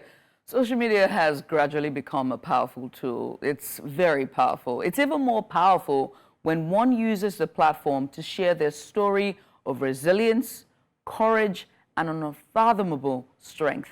And that's the story of TJ Creative. Take a look. And you are welcome. This is Creative Corner for Breakfast Extra. Of course, you know my name. It's Mazino Peel. I'm not alone, never alone inside of our Creative Corner. Of course, we have with us someone very special. I've become a fan over the past 1 week. I'll talk less and let her do most of the talking, I promise. But I can't help it because I'm so excited. Her name is Tonye Jessica Omosuku. Yes. And of course, today she is inside of our Creative Corner as a very interesting content provider on Instagram, TikTok, what else? I would say mostly Instagram. Mostly Instagram? TikTok, I'm still just like playing around. Yeah. Okay. The very interesting thing with Tanya or TJ, Yeah, like TJ is your best. fans know you as. So the most interesting thing about TJ is that she is a scoliosis survivor. Now I say survivor very intentionally because it's just you. It's your thing.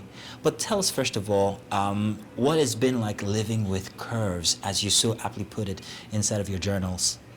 It's been very interesting journey. It's been stressful for the beginning of me being aware of like, oh, that I have this going on.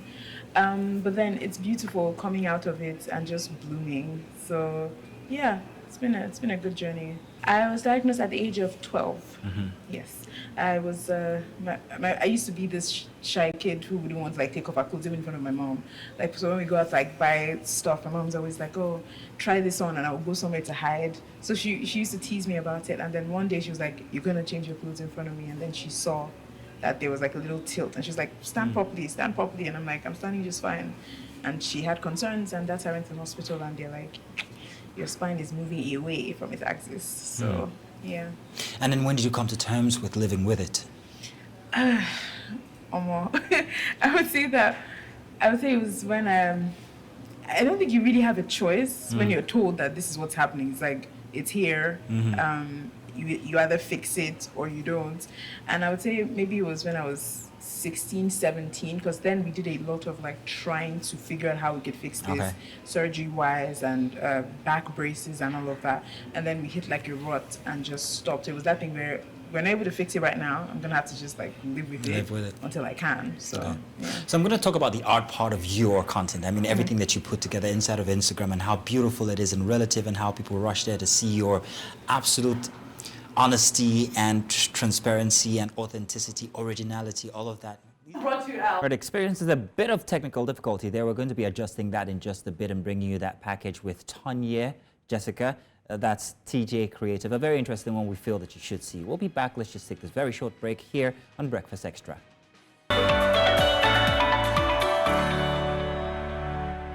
And you're welcome inside our big report for this weekend here on Breakfast Extra.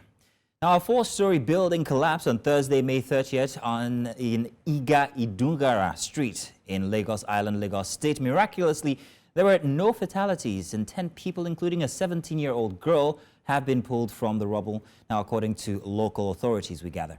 The collapse occurred around 11 a.m. near the Oba of Lagos Rilwanu Akiolu's palace. It was reported that the building was undergoing renovations when it came down. The Lagos State Building Control Agency, that's the LASBCA, had previously marked the structure for evacuation, but unfortunately the collapse happened before the evacuation could take place. Now, emergency responders, including the Lagos State Emergency Management Authority, LASEMA, the Lagos State Fire and Rescue Service, and the Nigeria Police rushed to the scene, and rescue efforts are on the way. Now, this incident comes just days after a mosque collapsed in Mushin, tragically killing 3 worshippers, including a 12-year-old boy. And so joining us now to discuss this in detail is our correspondent who was live at the scene of the collapse on Thursday morning when this building occurred. The collapse occurred, and that is none other than Bernard Akadi. Welcome, Bernard. Good to see you here. You didn't bring the monkey jacket. I like the monkey jacket. Yeah, I must have missed that memo. So that we would have been twinning this morning, I right? put on the tie just for you. Thank you so much for joining us, Bernard, and well done so far, yourself and your team. But first, can you, just give us more details about the rescue so far, the rescue operations, and what exactly happened when you first got there Thursday morning? Okay, so when we got there on Thursday, we got to find out that it was, so there were various stories on social media, as we usually get here. Some saying 2-story building, 3-story building. We got there and found out it was a 4-story building, actually. 3 stories and then a penthouse. Like you clearly stated in the introduction, it was marked for evacuation, and that's because the building, which was partly residential and partly commercial, was undergoing some renovation, like you also mentioned. However, I think the government authorities had found out that the building, the integrity of the building was questionable, and that's why they said that people should evacuate at the time. So whatever must have caused that demolition clearly would have come from, the fact that the building was no longer strong as at the time. Good thing again, there were no fatalities, no casualties, but the fact that it was partly residential and partly commercial meant that people still had their wares in there that they were selling, and that people were there as at that particular time. But then again, it brings to question the integrity of buildings in Lagos Island. This year alone, we've seen fire incidences, we've seen building collapses. I mean, there was one where correspondent Shewa was there. Yeah. The part of the building came down right behind her, during a live report. Right. So it's just ongoing again. It's the conversation that is ongoing about these buildings in Lagos Island. Which we're going to get into very shortly. But before we do that, we do have a package we'd like to show you. And this time it was another of our correspondent, and that is Ni Omoni, who was there on Friday morning, heavy under the rain. And here's what he saw and said. Take a look. Late Thursday, emergency responders rescued 10 individuals from the rubble of a 4-story residential building that collapsed in Lagos Island, Lagos. Clearance operations to remove remaining debris from the site, known as Ground Zero work, are pending commencement, especially due to the heavy downpour. Information given to us yesterday by the Lagos State Emergency Management Authority that there's going to be a Ground Zero operation as at this morning. Well, a few minutes ago, there was an heavy downpour, so of course operations couldn't start. But as we can see, there are few members of the Lagos State Building Control Agency trickling in, and of course I'm trying to check their equipment. I want to believe that the Ground Zero operation will begin shortly. Eyewitness accounts corroborate the reported number of rescued victims, as emergency management authorities have not extracted any additional persons following search and rescue efforts. Attention has now turned to a neighboring 4-story building directly across from the collapsed structure. Occupants were observed rapidly evacuating their belongings as local stakeholders intend to deconstruct the building, which authorities had previously deemed unsafe. Speaking off the record, stakeholders mentioned the affected building had been issued a vacate order 6 months prior. Occupants are only authorized to retrieve items they own, not any fixtures already installed. Actually, that place is so controversial that suggesting that we were supposed to renovate that place about 2 years ago, but the developer came on with another idea that we should pay him for two years. I'm one of the occupants on that particular one. All my goods, everything in that shop, I have not removed any pin out of that place.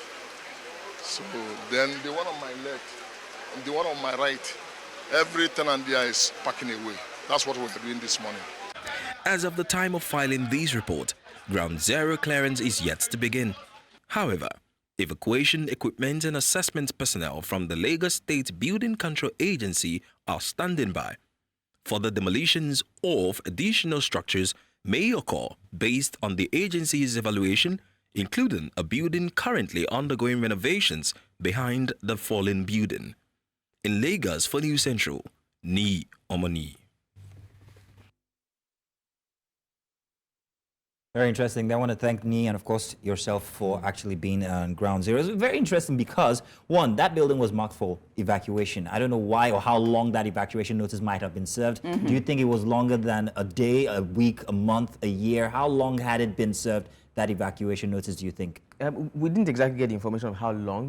Clearly it would have been more than a day, but I doubt if it was up to a month. And that again is a question that people keep asking. How much time do you give people to evacuate buildings that are marked for demolition or reconstruction or anything like that?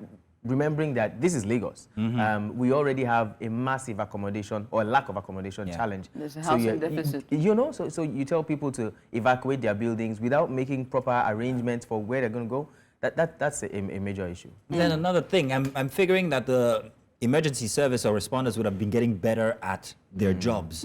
Because it's like you said, it's not the first time. This year we've had fires, we've had collapses inside of the fire instances. So how was their response this time? Was it easy getting to the spot where this has happened, or did they have challenges again like the last time? You know, it's quite interesting you asked this question, because that was the first thing I observed. Now, you saw the bulldozer in that clip there. It was there the day before when I got there. And one of the first things that I noticed was that the buildings, like so many other places in Lagos Island, were so closely connected. As a matter of fact, some of them were actually connected so that there was no space in between one building and another. I don't seem to understand the architecture behind that, where you actually connect one building to another without leaving any space. I mean, literally, practically connected, you know? So it was clear, first of all, that the bulldozer got into that street, could not make a left or a right turn to even gain proper access to the rubble of that building. So it basically was there facing straight, and just, it's like somebody who has some kind of neck fracture and you can't exactly turn all the way 180 degrees, just turn 45 and try to see who's behind you. So that's the way the bulldozer was able to turn and stretch its, do you call it crane? A forklift now, crane basically, to, you know, to just grab everything out, which is still the challenge of Lagos Island. You were there, you know, at the fire incident, exactly, and you saw how tight. You know, this was even worse, or this is actually worse, because it's a very, very tight street. So the first thing is you know, rescue workers getting there on time. They claimed they got there on time. They got there before us, so they claimed they got there on time. But the basic challenge was actually getting to the spot where that happened. Yeah, to ground zero. Actually, I mean, let's talk about you know, looking ahead, right? What are the steps, you know, next steps for the authorities and the affected, you know, residents in terms of safety and rebuilding, right? These people are now displaced. More buildings from Ani's report, and what you've said is that they're still going to be raised down. What's going to happen in terms of safety for those that are around ground zero, as well as the authorities themselves? What steps are they taking? Are they going to go to other buildings to start to mark and also test integrity? It's funny that we're doing this now, you know what I mean? But there we are. Yeah, more reactive than proactive, actually. There we go. So unfortunately, yeah, I'm sorry, but yeah, you know, we bring this back up again. We've seen this, you know, time and time again, and then it's like we're not learning anything from it, unfortunately. So a building goes down, a building, you know, catches on fire, and then we begin to test the integrity of other buildings. This should have been done way before, and then now there's going to be some kind of a rush to see how they can get people out of those buildings and test them. Now, concerning safety of the people, sadly, it's like the people have to source their own safety, because we've been seeing this over and over again. So the people have to know how to keep themselves safe in cases like this, or to even avoid or prevent cases like this. But now it's looking like it's almost too late, because these buildings have been constructed already. Where was the government when people were building, you know, constructing buildings that were less than 1 meter apart, right? Where were the authorities not telling them that, look, this is a safety issue? Now, you're going to, and then some of these buildings you have, like that one was a 3-story building with a penthouse, basement commercial, the other 2-story buildings residential, and then the penthouse residential. In one of the floors, you can have like 5 to 10 rooms, and you have people accommodating those 5 to 10 rooms, families accommodating those 5 to 10 rooms. So say a family of 2 or 3 at the minimum in 5 rooms each, and you have that for 2 stories, and then a penthouse. My arithmetic is not so fantastic, but then that gives you almost 50 people, you know, and then you tell them you have to live here in less than a month. Where are they going to go? It's also, coming back to you again, it's also an issue of safety, how they're even going to evacuate, you know, those places. And then when these buildings are being brought down eventually, because of how closely connected the other ones are, there is almost no way that those buildings will not be affected. Already now, because of the collapse of this one, they have to test 3 other buildings that are at least 3 or 4 stories high to be sure that those buildings, their integrities are still intact. And if most likely they are not, it means 3 other 2 or 3-story buildings are going to come down. I mean, it now begs to ask the question, and hopefully, you know, when we are back at our production desk, it will be a conversation where we'll bring, you know, the Lagos State Board and, you know, for control for how exactly they test how these this buildings? testing is really, because I've had the privilege of working at the Central Business District, which is just very close to Lagos Island, where this has happened. And when you are at the, you know, the story, there are like 10-story buildings, you're working there, and you look out the window, you are appalled and marveled at how these houses are built so closely. And this used to be an influential area early on post-independence, right? Can I jump on that and say something? And it's slowly just spread out. It's I wanted to wild. say, when you asked exactly how can these buildings be a meter apart, that's how it started. The point is, these were not actually meant to be risen beyond maybe a story or two, but because people prospered in the area of, or in the era of the 80s and the 90s, you had families with sons who wanted to show that my father's house is bigger than yours. They added floors to it. These 5 or 4-story buildings are this close to each other, no ventilation. You're wondering how this person breathes and doesn't breathe the other person's air. It's so close, that's one thing. Together. However, now the question is, since you've been, this is the start of this year, and we've all been witness to this, Lagos Island is a unique place with the houses the way it is. Right. Would you say, in your opinion, as a reporter, as a news person, that you think there needs to be a structural rearrangement of the entire Lagos Island? I'm talking about Idumota, I'm talking about Jankara, I'm talking about everything. Mushi, throw Mushi in there. Mushi is, throw Mushi in there. When they come to carry you, they should. I didn't say. But do you think that we should? It deserves a critical look structurally, that Lagos State really needs to say, okay, fine, we'll provide you guys with perhaps maybe places to stay while we restructure Lagos Island. And I think the same is going to happen to places like Ajegunle. Yeah. So it's going to be very, very difficult to do for political reasons and of course for structural reasons. I'll start with the structural reasons before I go to political reasons. Structural reasons, first of all, like we've been discussing, when you say you want to restructure a place like Lagos Island, it means you're going to displace these families. Do we have a proper place to move them to? We've seen time and time again that this has not been the case. You know, you move people from back in the 70s and the 80s when people were moved from Morocco. You know, we saw what happened in the 80s. Late 80s into the 90s. Exactly. You know, we saw what happened to the Morocco movement. Some of those people were the ones who spilled over to Jakonde. Yeah. We're seeing what's happening to them again in Jakonde. Yeah, and they're going to spill over to Ekpe and they move on. In a period of about 30 years. And these places were not even as big as Lagos Island or as populated, densely populated as Lagos Island. So structurally, that's going to be a huge challenge. Now, the political part, Lagos Island is pretty much the soul of Lagos State in terms of indigenship. Yes. Right? So you have people from Lagos Island who make it into the State House of Assemblies, who even become the governors or the deputy governors, who are picked for top places, who become vice chancellors of state universities. You know, and all these things. You can't touch my father's house. Exactly, which means they are hugely influential, right? So it is going to be very difficult for the state government to even commence conversations around these things. But then without taking nothing away, you clearly hit the nail on the head. There has to be something done about Lagos Island. We cannot continue to have, reactive measures rather than proactive measures. But the only way we can be proactive is to go in there and look at the structure and see how the place has to be decongested. It has to be decongested. I mean, and then it now points to a broader concern, which is a housing deficit. Yeah. And I think conversation needs to start to be had about decentralizing Lagos. I'm sorry,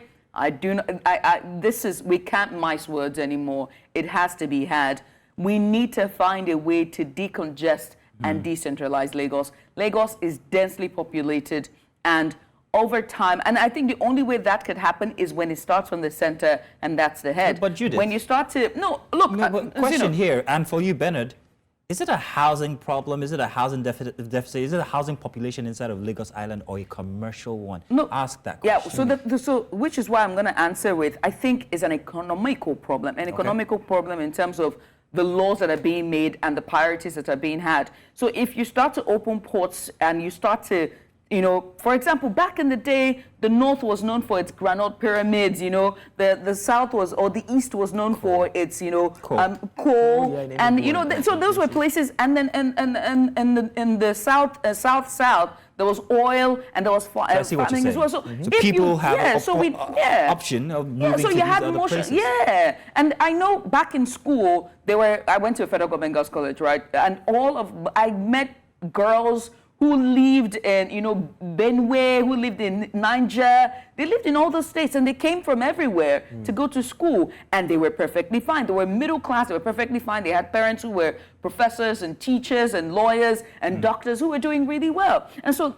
I think that conversation needs to be had at a broader and, from the top down to the bottom. It's a huge conversation that has to, that would spread definitely, which would definitely means that the governors of each and every state will have to find a way to develop their states such that it attracts investment, such that people actually would want to come. It will be attractive, not just for foreigners, but even for local investments, and then for people to go there and live in and working. But starting from Lagos, what we talked about, yes, Lagos has a population issue, but I think largely Nigeria, I studied sociology in school, and there was population in demography that we did, and demography largely is about numbers, not even just the people. Yeah. But the problem now is that if you calculate the number of Nigerians based on what we get in our figures, with the land mass that we have, there actually is space. There is space. The space. problem is that the people are too concentrated in certain places. Regulation. So, exactly. Regulation, one, and then spreading of population. So even in Lagos, and I think it's beginning to happen, it's slower than we expected it to. It needs to speed up. Places like Badagry, right, that actually we can create ports in these places. If there are ports there, we can expand them. We can work on the roads there such that population will begin to spread. It's too concentrated, like you said, it's too centralized, right? We have the island, we have Ikeja, we have Yaba, we have Surulere, and there's too many people. Like 80% of the population is just within this particular. And Lagos is a small state. It's a very small. The land mass is very small. small. So if we can actually find ways to make these other places that are sparsely populated attractive in terms of work, I mean, so there's a small plan I did when I was in school, and I said, it's not rocket science. You go to Badagry, take 10 of the top companies that have their headquarters in Lagos, let them open branches in Badagry. By opening branches, what's going to happen? They're going to need workers. They'll need people who will move there. The workers will need places to stay, so there'll be buildings. The people Build an ancillary community around a community will start because people who live there will need hospitals. Right. It will grow. They will need churches. They will need mosques. Their children will need to go to schools. They will need markets. So already these communities are building up or are springing up in these places. And that's how it all starts. But and there's also road transportation as well to add to that. First off, this is becoming Judith's report that we're But I think I have the solution. Thank you for your suggestion. Thank you for your... But the solution... This is the second talking like he's his governor.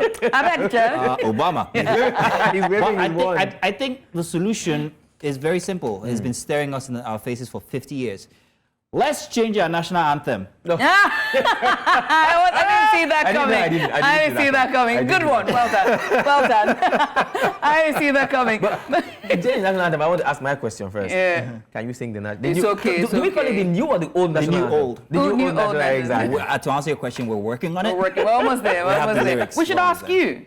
Nigeria, we hail thee, our own their native land. Forget the tune. Though tribes and tongues may differ, in brotherhood we stand. I wasn't born when it was created, that's how much I know. Thank you very much. That's how much I know. Thank you so much for having me. Ladies and gentlemen, Bernard Akede, our correspondent in News Central. We'll take a short break. When we come back on the other side, we'll bring you sports news and the news itself. Stay with us.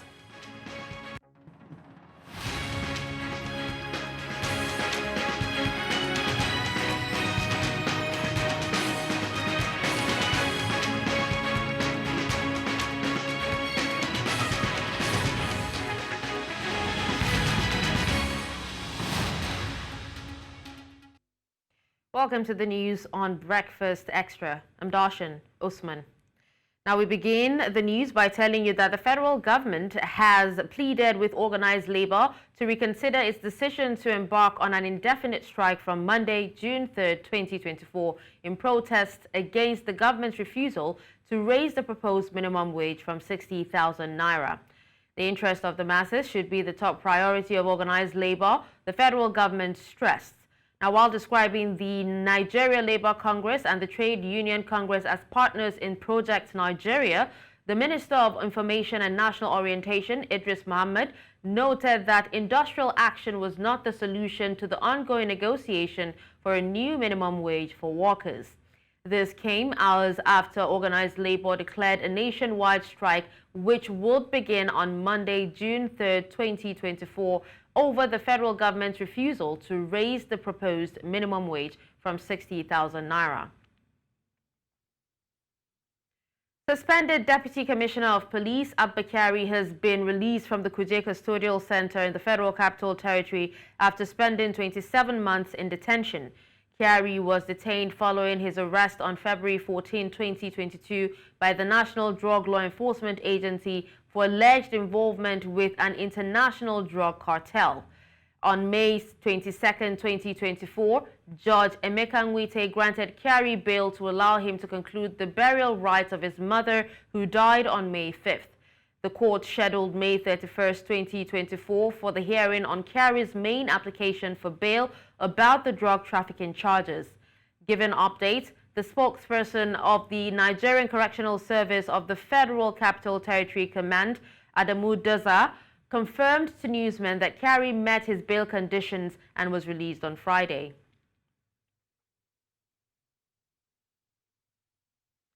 The Abia state government has promised to bring to justice those responsible for the killing of 5 army officers in Aba on Thursday. The state government, in a press statement issued by Information Commissioner Oke Kanu, condemned the dastardly act and announced a 25 million naira bounty for information leading to the arrest of the perpetrators. An expanded Security Council meeting, including the newly inaugurated Advisory Council, the Commissioner of Police, Kenechuku Onwemelie, and the Special Advisor to the Governor on Security, McDonald Uba, addressed the incident. The CP assured that the law will take its full course on those involved in the attack at Obikabia Junction, Aba, while Uba expressed deep sorrow over the killings. The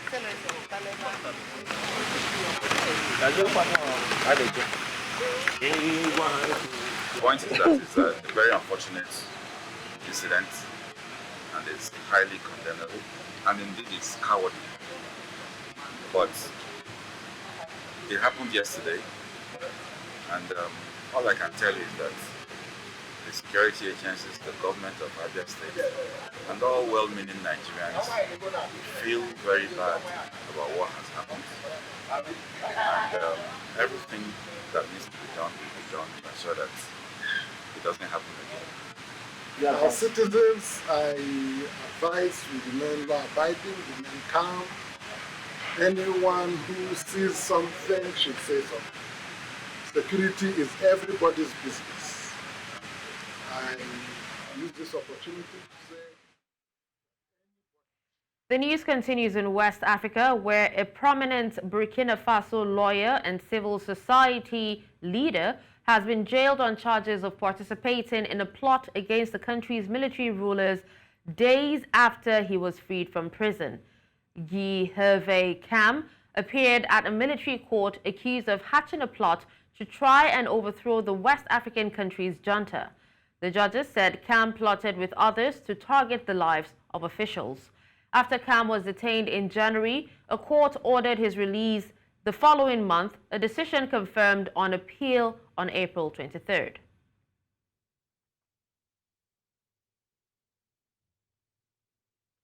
We now head to Southern Africa, where former President Jacob Zuma is emerging as the biggest victor of the country's election, as his new breakaway MK party appears poised for major gains at the expense of the governing African National Congress. Now, with more than 2/3 of votes counted on Friday evening, the MK appeared to be on the end of grabbing power in KwaZulu-Natal, comfortably leading to a province where the ANC has never previously lost since the first post-apartheid elections in 1994. Now, after the ANC, which received roughly 42% of the vote, and the Democratic Alliance, which was the main opposition party, which received 23% of the vote, the MK finished third nationally as the result began to come in. Meanwhile, spokesman for Zuma's Umkhonto weSizwe party, Lamulo Ndelela, says the party won't engage with the ANC of Cyril Ramaphosa as the country awaits the final election results. The African National Congress is now all but certain to fall below 50%, forcing the party to seek a coalition partner to have enough backing to name a president and form a government. You're asking me about the Cyril Ramaphosa ANC. We won't engage with the ANC of Cyril Ramaphosa. We can have a discussion with the ANC. But the ANC of Cyril Ramaphosa? How is that possible? The fact of the matter is we could be in a position very soon where we will make the determination who becomes president, and whoever becomes president will be told that you're going to give President Zuma political pardon, presidential pardon, and when he gives the presidential pardon, we'll bring President Zuma back in his National Assembly, put him back as president. Simple as that, before we even change the constitution. The ANC is quite elated with the latest figures, where we are now at 4 million and our immediate contender is at 2 million. We appreciate the support that we received from the voters. As you know, we all do not know the total number of the voter turnout. We only know the registered being 27. But for now, we are quite comfortable with what we have. That man did very well for the ANC. He led from the front. He did miraculous canvassing, crisscrossed the country. In one day, we'll address 4 or 5 meetings. And in the ANC, we don't work that way. It's not a presidential election. It was an election that the ANC went in as a party, and we're happy with it. And we really want to thank him for all the efforts that he has made. So all those that are doing any speculation don't know the ANC. The Commission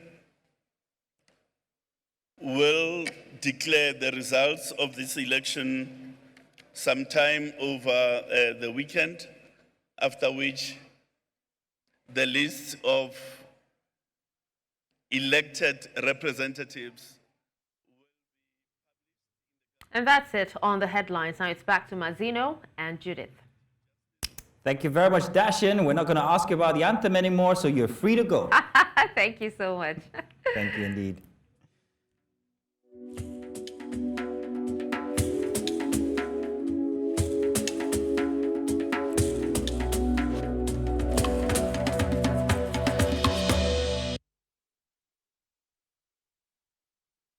Welcome back once again, our last and third hour for Breakfast Extra on a Saturday. We turn our attention to South Africa now, where election results continues to trickle in 2 days after the polls close.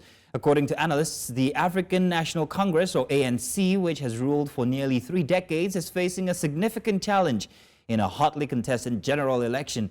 The ANC's majority is on the line, they say, and early results indicate that the party led by President Cyril Ramaphosa may drop below 50% of the vote. If confirmed, this would compel the ANC to seek coalition partners to form a new government, marking a historic shift in South Africa's democratic landscape. Amid this political shakeup, some young South Africans in Johannesburg are voicing their hope for change. They see this potential shift as a chance for new leadership and policies that better address their needs and aspirations. Now, to get more insight into these developments, we have on our show this morning Vuyo Zungula, Member of Parliament and also the President of the ATM. You are welcome. Good to have you here this morning. Thank you for having me. All right, Vuyo. So first, Vuyo, let's ask for update on what's currently happening since after voting and the countings that have been going on. What's happening exactly currently? Currently, there's a big dispute with all of the parties that have been participating in these elections. The results that are captured on the system, there seem to be inconsistencies with the result slips as captured by the respective party agents and presiding officer for each voting district.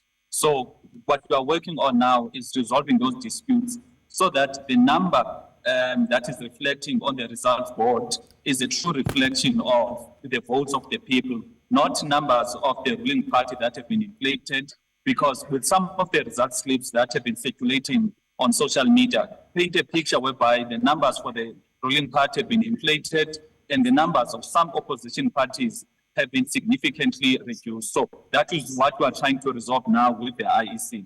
And then obviously when the results are announced, it's going to be a question of dealing with how to form a government, because the ANC obviously will not have 50%. So then the parties are going to discuss as to which parties can work together to have that majority in parliament, to run parliament and run the executive. Okay, then again, Vuyo, many people, especially from outside South Africa, are seeing the current elections as a popularity contest. I say that because we have just 2 parties that seem to be standing out from all the rest. The ANC, of course, and then the MK, Umkhonto Sizwe party. Now, where do other parties stand currently as counting has commenced and is undergoing? How are they? What are they? What are these other parties actually witnessing in terms of how many people are making votes for them? Yeah, there's quite a number of parties that were in parliament with only 2 seats, which currently does not appear as if they are going to come back to parliament. There's quite a number of parties, such as the ANC, that are going to lose close to 70 members of parliament. The other parties as well are going to lose quite a significant number of their MPs. So that is what is currently happening when it comes to the performance of the different parties. We've also seen that money plays a big part in our elections. The parties that received big chunks of funding from the private sector, wealthy families in our country, are doing significantly well, precisely because, elections are expensive, especially here in South Africa. So that is the sense we are picking up in these elections. Right. Now, there have been speculation, from analysts and from the news itself that the ANC, with the results so far, what we've seen, the ANC not losing its popularity, President Cyril Ramaphosa may be forced to have a coalition. Which parties are emerging as possible coalition partners if this is the instance? And is this a good move for the democratic system of government for South Africa? The Democratic Alliance, the DA, which is the official opposition, has been communicating publicly that they are sticking for a meeting with the ANC with the view of getting conclusion as to the voting together and forming the coalition, which one would think that for the democrats of our country, it is not entirely going to be good, because you have 2 ideologically opposed parties that are going to form a coalition government for the sole reason of just wanting to retain power, which is got, so they are going to fight over the policies because ideologically they are opposed. So they are going to fight over the policies that are going to be implemented for the betterment of our society. There's not going to be any synergy in that government, so which will affect the service delivery, affect how the country is run. Currently, in the local government level, majority of municipalities that are run by coalitions are not, stable, precisely because of parties that are ideologically opposed working together. So, in our view, the best coalition arrangement that could be done is having parties that have got similar policies, similar ideologies, because it would mean that they are going to be working, they are going to have synergy when it comes to how they work together. Okay, Vuyo, I'm not sure if we got it absolutely clear there. Were you specific as to exactly which parties stand a chance if the ANC was to lose its majority? Which parties could they be forming coalitions with? Exactly, if you can be specific. It's the Democratic Alliance and the ANC that are openly speaking about forming a coalition. Okay. They're openly speaking about having a meeting as early as tomorrow. So those are the 2 parties that are currently in conversation about forming a coalition government. I mean, the turnout for these elections have been, massive. We saw the long queues scattered across the entire country of South Africa. And we also saw the delays as well and some technical issues with the electronic e-voting machines, and also just people waiting all the way late into the night past the time for closure of the polling units. What are the broader implications of this election for South Africa in general and its democracy, as well as the future of the political landscape in the country? Well, firstly, it's 30 years of democratic rule in our country, whereby the country was governed by the ANC. And in these 30 years, majority of people, especially Africans in our country, have felt that this democracy has not yielded any prosperity or safety for them. And that is why the inequality gap has widened. Unemployment is we've got the highest in the world or the continent. We are the most unsafe country. Therefore, the implications, therefore, was basically people going there to vote for the sole reason of wanting to effect change, whilst other people maybe might be stuck on the legacy and the history of the ANC, but majority of the people voted in order to remove the ANC from government. That's why in the previous election, they were at 57%. Now they are hovering over 40%, which is they are losing 17%. So that is as a result of how they have not governed the country well, and how the fate of South Africans in terms of their lived realities, it is not painting a good picture in terms of how they are not enjoying their lives, how they are not safe, and how they are not seeing that the country is giving them, opportunities for prosperity. Right. Well, then again, Vuyo, so when are we looking at final results actually coming in? Do you think that these countings may continue way past the weekend, or would it round off this weekend? The results might be concluded as latest as afternoon tomorrow. The IC has already communicated that the final announcement will be made in the afternoon tomorrow. However, what is clearly something that is being fixed now, it is the question of the results slip as captured by the respective party agent and presiding officer versus what is captured in the system.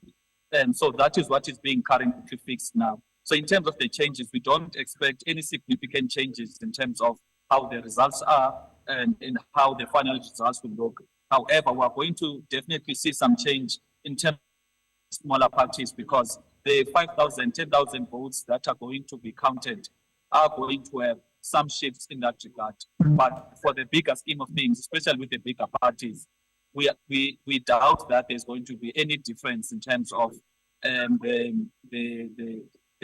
sequence in terms of the first party, the second biggest party, third biggest party, etc. Well, Vuyo, we want to say thank you for giving us a pulse and, of course, an on-the-ground assessment of what's going on as South Africa decides. Thank you very much, Vuyo.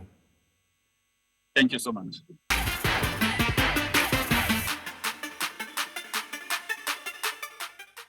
And you are welcome. This is Creative Corner for Breakfast Extra. Of course, you know my name. It's Mazino Appeal. I'm not alone, never alone inside of our Creative Corner.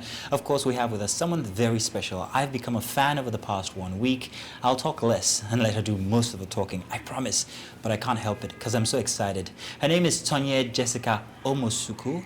Yes. And of course, today she is inside of our Creative Corner as a very interesting content provider on Instagram, TikTok, and what else? I would say mostly Instagram. Mostly Instagram? TikTok, I'm still just like playing around with. Yeah. Okay. The very interesting thing with Tanya, or TJ, like TJ your best. fans know you as. So the most interesting thing about TJ is that she is a scoliosis survivor. Now I say survivor very intentionally because it's just you. It's your thing. But tell us, first of all, what it's been like living with curves, as you so aptly put it, inside of your journals. It's been very interesting journey. It's been stressful for the beginning of me being aware of like, oh, that I have this going on.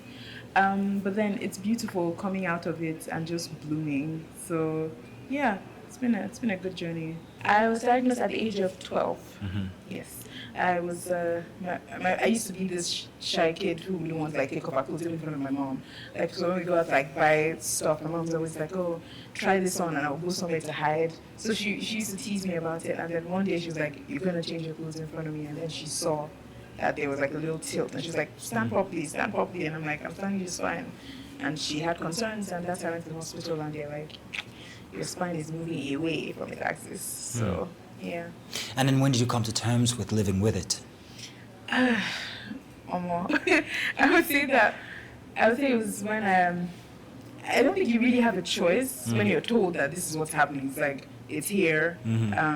You either fix it or you don't. And I would say maybe it was when I was 16, 17, because then we did a lot of like trying to figure out how we could fix this surgery-wise and back braces and all of that. And then we hit like a rut and just stopped. It was that thing where we're not able to fix it right now. I'm gonna have to just like live with it until I can. So, yeah. So I'm going to talk about the art part of your content. I mean, everything that you put together inside of Instagram and how beautiful it is and relative, and how people rush there to see your absolute honesty and transparency and authenticity, originality, all of that. These are my words because I'm a fan now. However, you did tell a story about being in school one time and a new kid in class did this drawing on a board. It was a very interesting and emotional story. And I wanted to know how all of that feeds into who you are now, being a content maker, content provider on Instagram, and also living with scoliosis, rather. So my mom used to say that all these stories matter. Like when things like this happen, it builds character. She's like, you don't want it that way, but then it just like toughens you up, and it's literally a part of who you are. And for a very long time, I was rejecting who I was. Like when stuff like this happens, like I just want to put it away. I don't want to think about it. I want to keep going. But growing up, I realized how much all those events affected me, and I had to work through the emotions. So it's like, why do I feel this way? Why am I so insecure? Why do I not think I'm beautiful?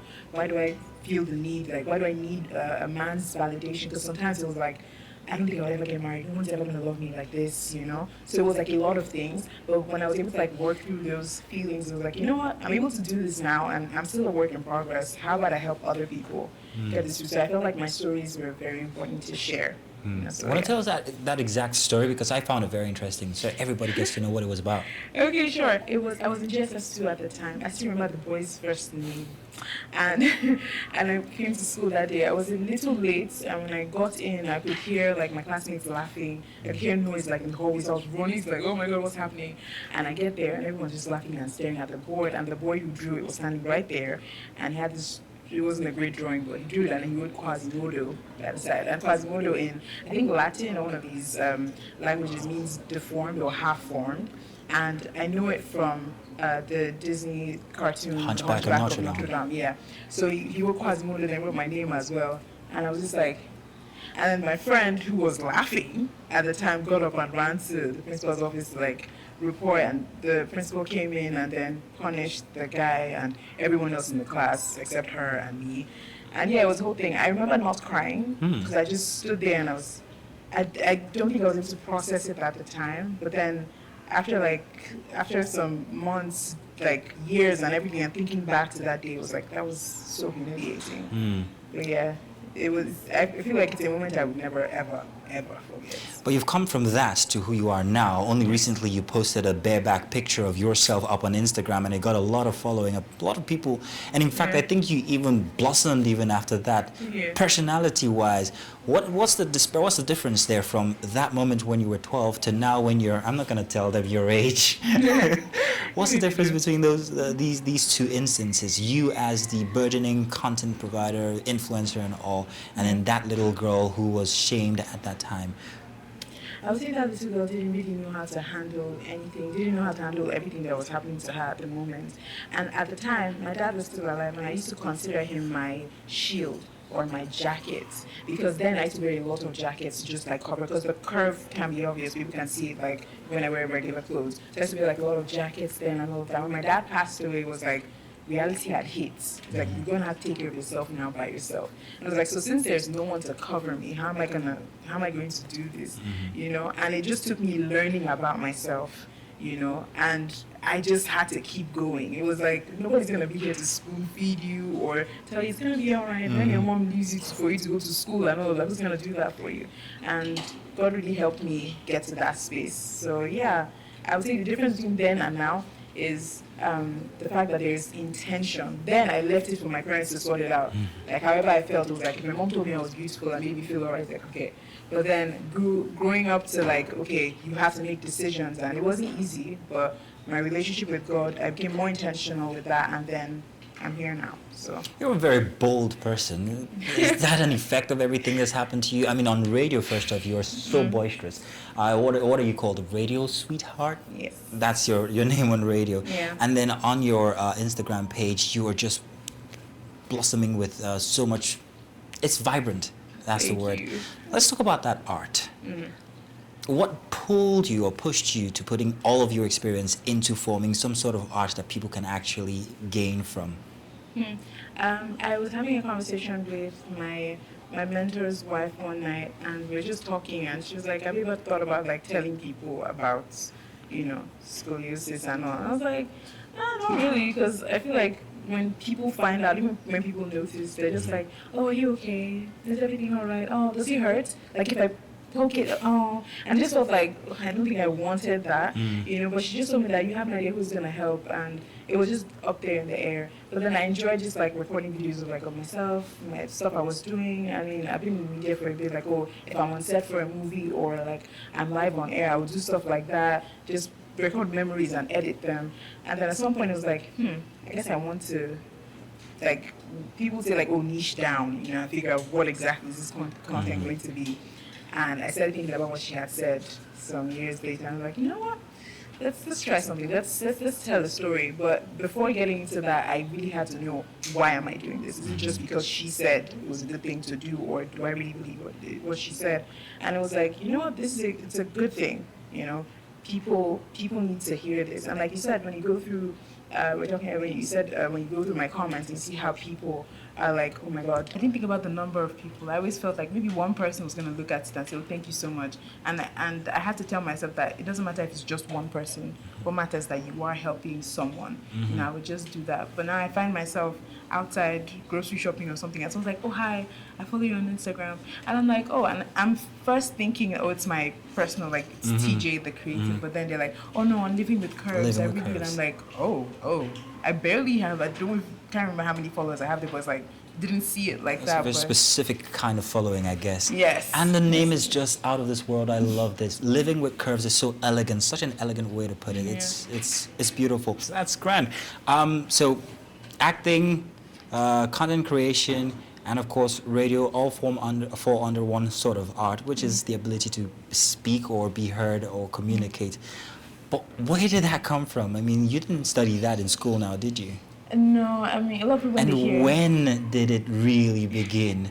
Because I'm trying to plug this into when you became aware of TJ. So where and when? I never thought I was going to do radio. People used to just say, you speak so well and all of that. And they're like, they always expected that, oh, I was probably working in radio. But it was because growing up, my dad, one of the first gifts I remember was a dictionary. And he was very particular about how I spoke. And I would take his calls and serve as a customer representative for like clients. So I had a lot of practice. And I was such a Disney kid, so I'm very good at mimicking what it is I hear. So I would like do that. And yeah, I went on in that. Like, and then in church too was like, oh, want to do voiceover for this minister, come and do that.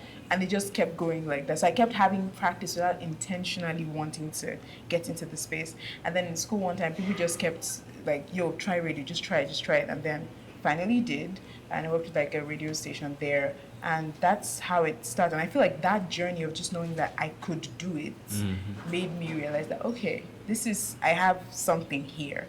And it started building like from then on. And I used to love watching a lot of movies, and I could criticize actors. I was always like, I feel like you're acting, I could see it. And at first I thought maybe what I wanted to be was a director. You know, like I could see it. But then, no, I joined the theater group in my church and went on from there. And yeah, I'll say the rest is history. Well, hey, maybe it's not too far-fetched. I mean, maybe you still could be a director eventually. Maybe. You never can tell. Moving forward with your career and also your content and all of that, and noting that not just people who are also going through what you're going through, living with scoliosis, are your audience. People like me, people like our director and our producers and that guy over there. We all love your content. What's going to happen to it after? Where is it going? Where is it taking us? What are we going to see you do? Are there going to be movements for people who are like you, or maybe other kinds of ailments that people might be going through that you could help? Politics, maybe? Politics? Oh, I don't know about that. When I say living with curves, as much as yes, it was coined out of scoliosis comes in curvatures. You know, it's that S curve or a C curve. You know, so that's how I came about that. But living with curves, I would say that the curves actually don't just represent people that have scoliosis, but it represents people that have gone through different things that have affected them, their self-esteem, them just having these insecurities because of those things. So it's not, if you notice when I do my videos, I'm not always like, oh, so when you have it like this is what it's supposed to be. It's just like, I'm also trying to speak to people that don't have it as well. I wouldn't say that I can't say right now that there's going to be like some movement, you know, for it. I would say what we're doing is one would say it's a movement, you know. But I'm really taking it every day as I go. I'm just taking the steps every day, showing up. You know, when I wake up in the morning and I feel like, oh, I need to tell them about this, I need to share the story, I go there. I'll say the base for me here is like these stories that I have to tell, because I have a lot of them, ranging from, my like low self-esteem to, my fear of probably never finding true love, to a lot of other things. I would think that these stories are going to help a lot of people. So let's just start with the stories, and whatever they morph into or become, I'm sure everyone's going to be excited to get it. So. There's still people out there who are living with it who still feel quite sad and down. What's your word for them? You're going to be okay. This will be fine. I mean, you have to be intentional about your walk. That's one thing I'm very big on. It's like, this is happening, this is where it hurts. What am I going to do about it? I recently was having a conversation with someone and she's just like, I don't like myself, or I feel like who you were before with the low self-esteem is where I'm at right now. And I told her, look at yourself in the mirror. There is something that you care for. There is something when you look at, if you take away society's opinions and thoughts, there is something that you look at and say, I actually don't mind this, this is nice, you know? And on top of that, are you taking care of what God has given you, the body that He has given you, what it is you have, the skills that you have? Are you sharpening those skills, you know? Are you sharpening those tools that you have? So I feel like there's a lot when you think about it, but you're going to be okay if you're intentional about your journey. If you want better for yourself, you will get better for yourself. That's fantastic. Couldn't say it any better myself. Tanya, Jessica, thank you very much for joining us inside of our Creative Corner segment here for Breakfast Extra. I wish we could keep you for longer, but unfortunately we can't. But we'd continue to follow your endeavors, and I hope that it becomes a big movement. You might not want it, but I do, because I'm part of it already. Thank you very much for honoring us. Thank you so much. Thanks so much for having me. You're welcome. And that's a story of resilience there. In spite of everything, you continue to thrive. Speaking about thriving, we're going to switch gears now to something that is very important. Now, on Tuesday, May 28th, was World Menstrual Hygiene Day. It's marking 10 years of collective action against period poverty. Every day, but especially on that day, it's aims to normalize talking about the female menstrual cycle, and also to take action to end period poverty worldwide. Now, if you didn't know, menstruation is a natural and healthy process experienced by more than 2 billion people, and that is women, globally each month. However, period poverty, a lack of access to menstrual products, sanitation, and hygiene facilities disrupts the lives and rights and even freedoms of millions of women and girls. Now, this issue affects their education, their health, and overall opportunities. Now, more on that. In the UK, nearly 2 million girls aged 14 to 21 miss school days due to their periods. In the Gambia, some schoolgirls, or girls generally, miss up to 5 days of school each month. Across many countries, this leads to girls falling behind in schoolwork, in education, and eventually dropping out. When girls lose their chance at education, they lose lifelong opportunities for employment, for instance, and equality is another one. Period poverty also has severe health consequences, pushing girls into early marriages, sexual abuse, and other dangers. In Kenya, some schoolgirls engage in transactional sex to afford menstrual products, increasing their risk of HIV infections. Ending period poverty is a policy and budget issue, by the way. By making menstrual products affordable or free, ensuring access to safe sanitation facilities, and also changing social norms, we can combat period poverty. For instance, Niger integrated menstrual hygiene management into their national policies, leading to significant budget allocations and also breaking the silence around menstrual health. That's a tough one for us. Now, many countries are making strides in this area. For example, Scotland. It provides free period products, including reusable options. Kenya has removed taxes on menstrual products as well and distributes free sanitary pads in public schools. South Africa and Botswana have also implemented programs to provide free sanitary pads. And so we must find a way that we too can move forward and eradicate period poverty in Nigeria. And so to do that with us, joining us to discuss this issue further is Joanne Faluyi. She's the CEO and founder of Blossom Flow Foundation. Joan, you're welcome to the program. Welcome, Joan. Welcome. Thank you so much for coming on. And first, can you tell us more about, the impact of period poverty on young girls and women from your perspective here in Nigeria? Yes, it's actually a very, very bad situation for some of these girls. They get to miss school, their dignity, they don't have like the personalities anymore because they're ashamed of seeing their period. And they also get to face pain.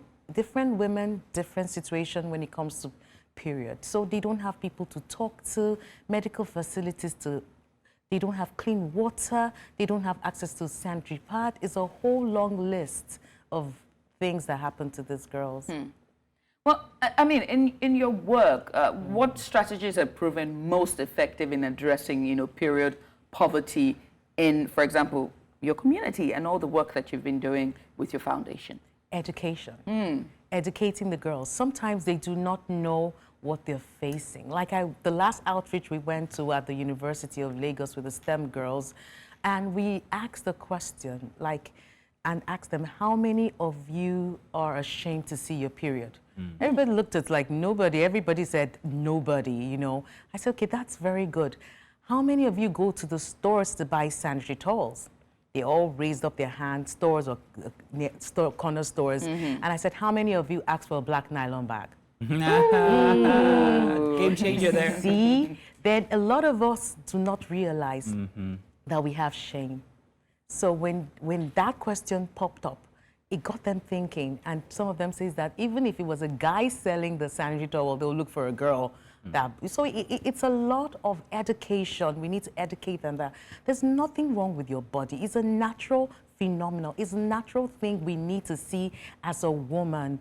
It's natural. We should embrace it and love ourselves and love the power. Because, we need to harness the power. That's the word. Like the way we harness wind, we harness solar power. We harness the power of being a woman through seeing our periods. Time to calm down, ease out, to be able to re-energize and do better things. Interestingly, while you were giving the intro, Judith, she said, if you did not know, and then she goes on to explain what period poverty is. And I'm like, yeah, that's a good instance there because half the population, men mostly, aren't really aware of the menstrual cycle or how to attend to it. I love the way you talk about it with such dignity, it's a natural thing, and that's how it should be. And then your efforts to educate the girl child about the fact that you can't be ashamed of something that's absolutely natural. Yes. It's your body. It's the way it's supposed to go. This is how it's supposed to happen. Now, congratulations on that. But what about me? What about the boy child? What about men? How much education are we getting? Do we come to your forums? Now, it has to start from the home. The women, communities, the mothers have to educate their sons. For example, if you have a baby in the house, everybody's talking about diapers, right? But when the girl starts seeing her period, it's a hush-hush. Why? The mothers need to start educating their sons that it is a normal thing to see and to have an open discussion about it in the house. Then schools have to now jointly educate our men about period poverty or period. See, girls need to go through this stage. And the girl herself needs to be able to be confident enough to talk about it and make it a comfortable subject for the male. So it's a whole long list of education. However, the men have to be open-minded. They shouldn't be shy about it. I'm very sure if I asked you if you buy sanitary towels for your wife, I wonder what the answer would be. Well, yes, for the past 10 years, boldly and proudly so. Oh, that's very sweet of I you. I want you to say that. I even anticipate, I'm like, is it a code red? But I mean, John, we've seen in countries like, Scotland and South Africa and Botswana, even Kenya, that are making strides in eradicating, period poverty. So I want to ask how important it is when it comes to public policy or policy change and the fight against, period poverty, and what more can governments do, in this case, Nigerian government, apparently is Nigeria will do to fix, just to eradicate period poverty? Now, when we talk about period poverty, we just think in our mind is only just not having access to sanitary towels. It's also clean water, facilities. So first of all, the government can create facilities, toilets, good toilet spaces, where it is that girls can walk in and be able to use the bathroom and have access to water. Then I also advocate for sanitary pad dispensers. They can also enforce in law that all their public offices should have a sanitary dispenser. Yes, so that you can walk in, people can walk in and have access to that. Now, they can also enact it in law. They can also give huge discounts to the manufacturers, enable the environment to be able to manufacture and produce variety of sanitary pad for different income brackets. So if the government is able to do that, because if we're asking the Nigerian government to say, give access to free sanitary pad to every woman, I think that's a very tall order. So, but being able to do at least those little things, offices, facilities. Do you realize that a lot of women do not have access to facilities? If you go to the market, we went to an outreach where we met a woman who was saying how they were able to protect a young girl that needed to change. So women came around in wrappers while she changed in public. Tell me, she was giving birth. There's no privacy in that. But if there was a good toilet with water, she would go into that toilet and do what is needful. So the government needs to... I want to jump on that before you go too far. Now, when you talk about these inconveniences that women go through each month, it's not just a policy thing. It's also a cultural thing. It's also a sense of stigma. So when it comes to the tradition and culture behind menstruation, how do you attend to it? Education. Education. Education. The stigma starts from the upbringing.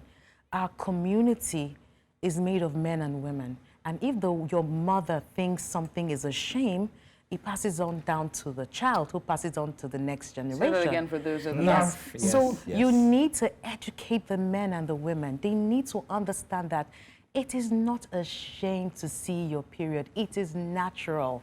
It is something beautiful. I can't overemphasize the beauty of it. So we do have a glass box in my house for when it is time, because my daughter's only 8 years old. I'm going to break it and then read the instructions.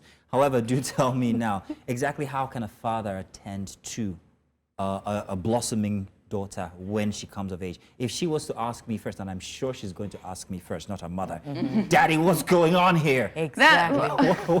What do I do? It's possible because girls tend to be more friendly to their fathers and boys to their mothers. So you need to educate yourself. Then again, go to a book, read, go to our websites. We have a lot of information there.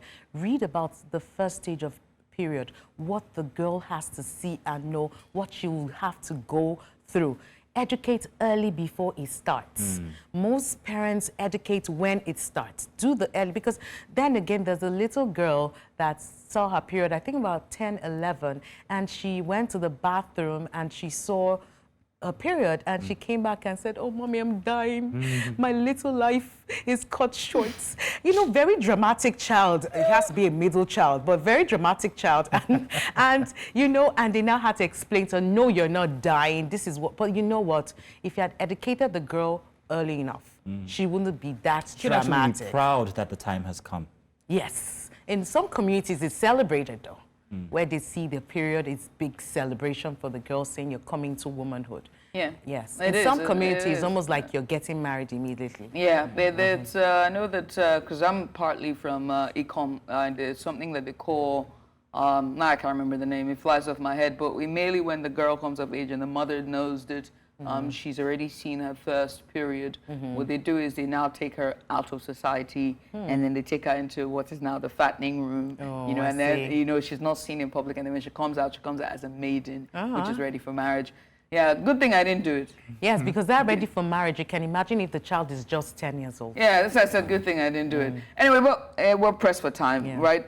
You are a CSO, you know, or rather you have an NGO that really is talking about this thing, and you're pushing for this, and you know, you're going out for outreach and, you know, talking to students in the communities. what about, I want you to speak to communities and government officials and those who are in power, as well as, FMCGs, companies, how best that they can work together collaboratively to end, period poverty. Yeah, the key word is collaboration. You said that really right. Because if they're able to collaborate, government actually collaborates with NGOs, because the government can't do everything themselves. Collaborate with NGOs. Companies work with NGOs. Companies make it intentional in their CSR to be part of the movement. That will be very beautiful in order for them to make sure that every girl deserves a peace by giving her peace of mind, by giving her a sand-free towel, by giving her education.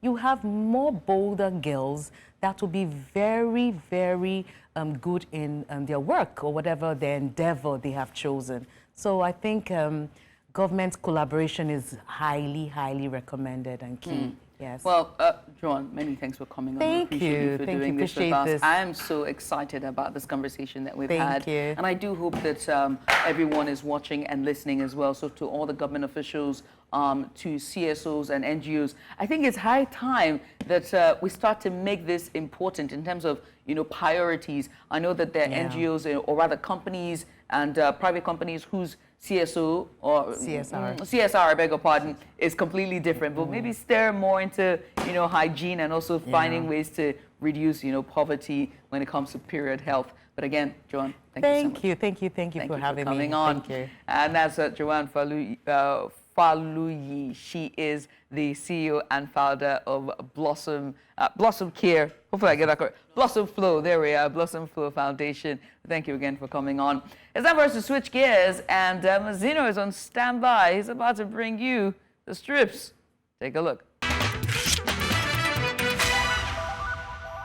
Oh yeah, you guys thought we weren't going to bring you the strips? Well, we are.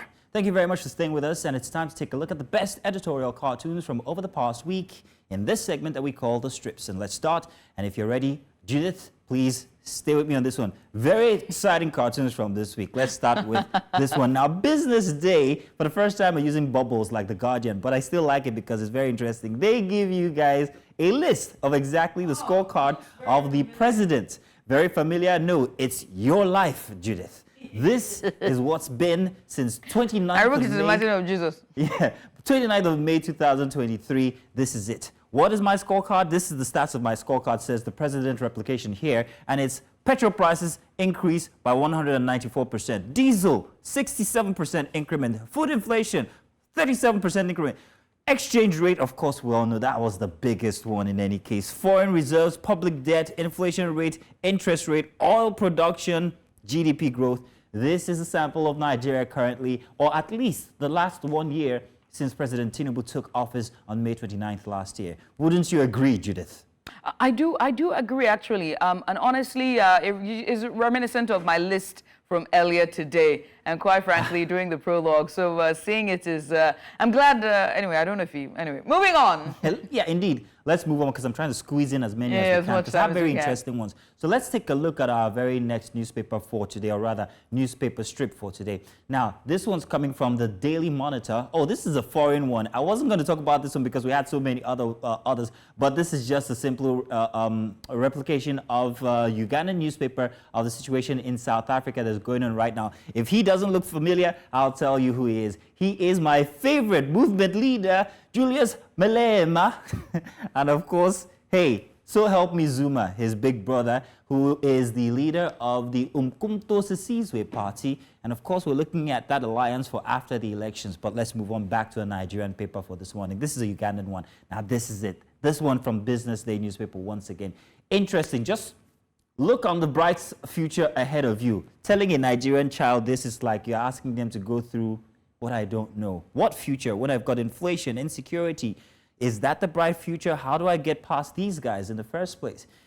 A very good depiction here. I think they got it right, Business Day, if you ask me. There's still yet another one. Judith, don't worry. I'm going to ask your opinion on this one now. Check this one out. What is this?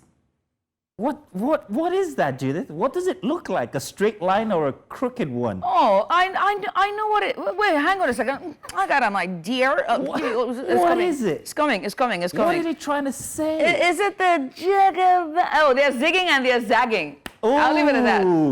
They're zigging, we're zagging. I see what you did there. Reform maize. And a maize indeed is what it is. Your Excellency, remember I said reform is not always a straight line. Indeed, it is not always a straight line. You're right. We can feel the crookedness in the... Who drew this? Ah, gosh. Whoever so did this direct? is brilliant. But so just direct. Brilliant. This is not on the nose. It's just right to the point there. Business day, you guys. It packs the down. It packs the Let's punch. move on now. Guardian newspaper with their favorite bubbles, of course. Let's read their bubble this time. Kindly do something about 1 year of uninterrupted hunger so that we can join you to celebrate 25 years of uninterrupted democracy. Yes, we the people are asking, and all it's about is our stomachs. We really need to feed to be able to live. And the constant barrage of hikes or maybe taxes or, this and that, lack of fuel, lack of light, in fact, the electricity we're paying for. I mean, hey, not good for Nigerians. And the national anthem is not something that we perhaps want to be focusing on right now. Our stomachs, more likely. Do we have another one? I think we've got one more or two more. This might be my best one for today. There you are, Judith. Your average Nigerian. It's not me. Your average Nigerian. I rebuke it. You're standing on all the woes that this year or the past 1 year has brought you. Poverty, hardship, inflation, banditry. And then you're still expected to be patriotic, stand up tall, your hand in your heart, or maybe just saluting and singing. Nigeria, we hail which power, thee. which strength, which filled up stomach. I mean, new anthem, you guys must learn this. I don't know if we can on an empty stomach. What's your opinion, real quick? Look, as you have rightfully put it, there's no better word to do it. That picture really depicts the average Nigerian and all the things that we have to fight every single day to stay alive. Yeah. And I can only imagine an average family and those who have children. Lucky you got only one kid. How about those who got 3, 4, 5? Yeah, you're a smart guy. You're a smart guy. There we go. But that's all we can take on this week's Trips edition. Yes, many thanks. And remember, you can find the Trips. If you find the Trips fun, if you find more, make sure to share with us and go share with us on our social media handles. We're at News Central TV everywhere on social media. I've had fun on today's show. It's a pleasure that we're going to be doing this again tomorrow. Everybody, please make sure you join us 8 a.m. early tomorrow morning for the Sunday edition of Breakfast Extra with Mazzino and, of course, Judith the TB. So until then, everybody, thank you for joining and goodbye. Yeah, we're singing the national anthem. Let's do it again, yeah? Yeah. Carry on. Nigeria, we hail thee.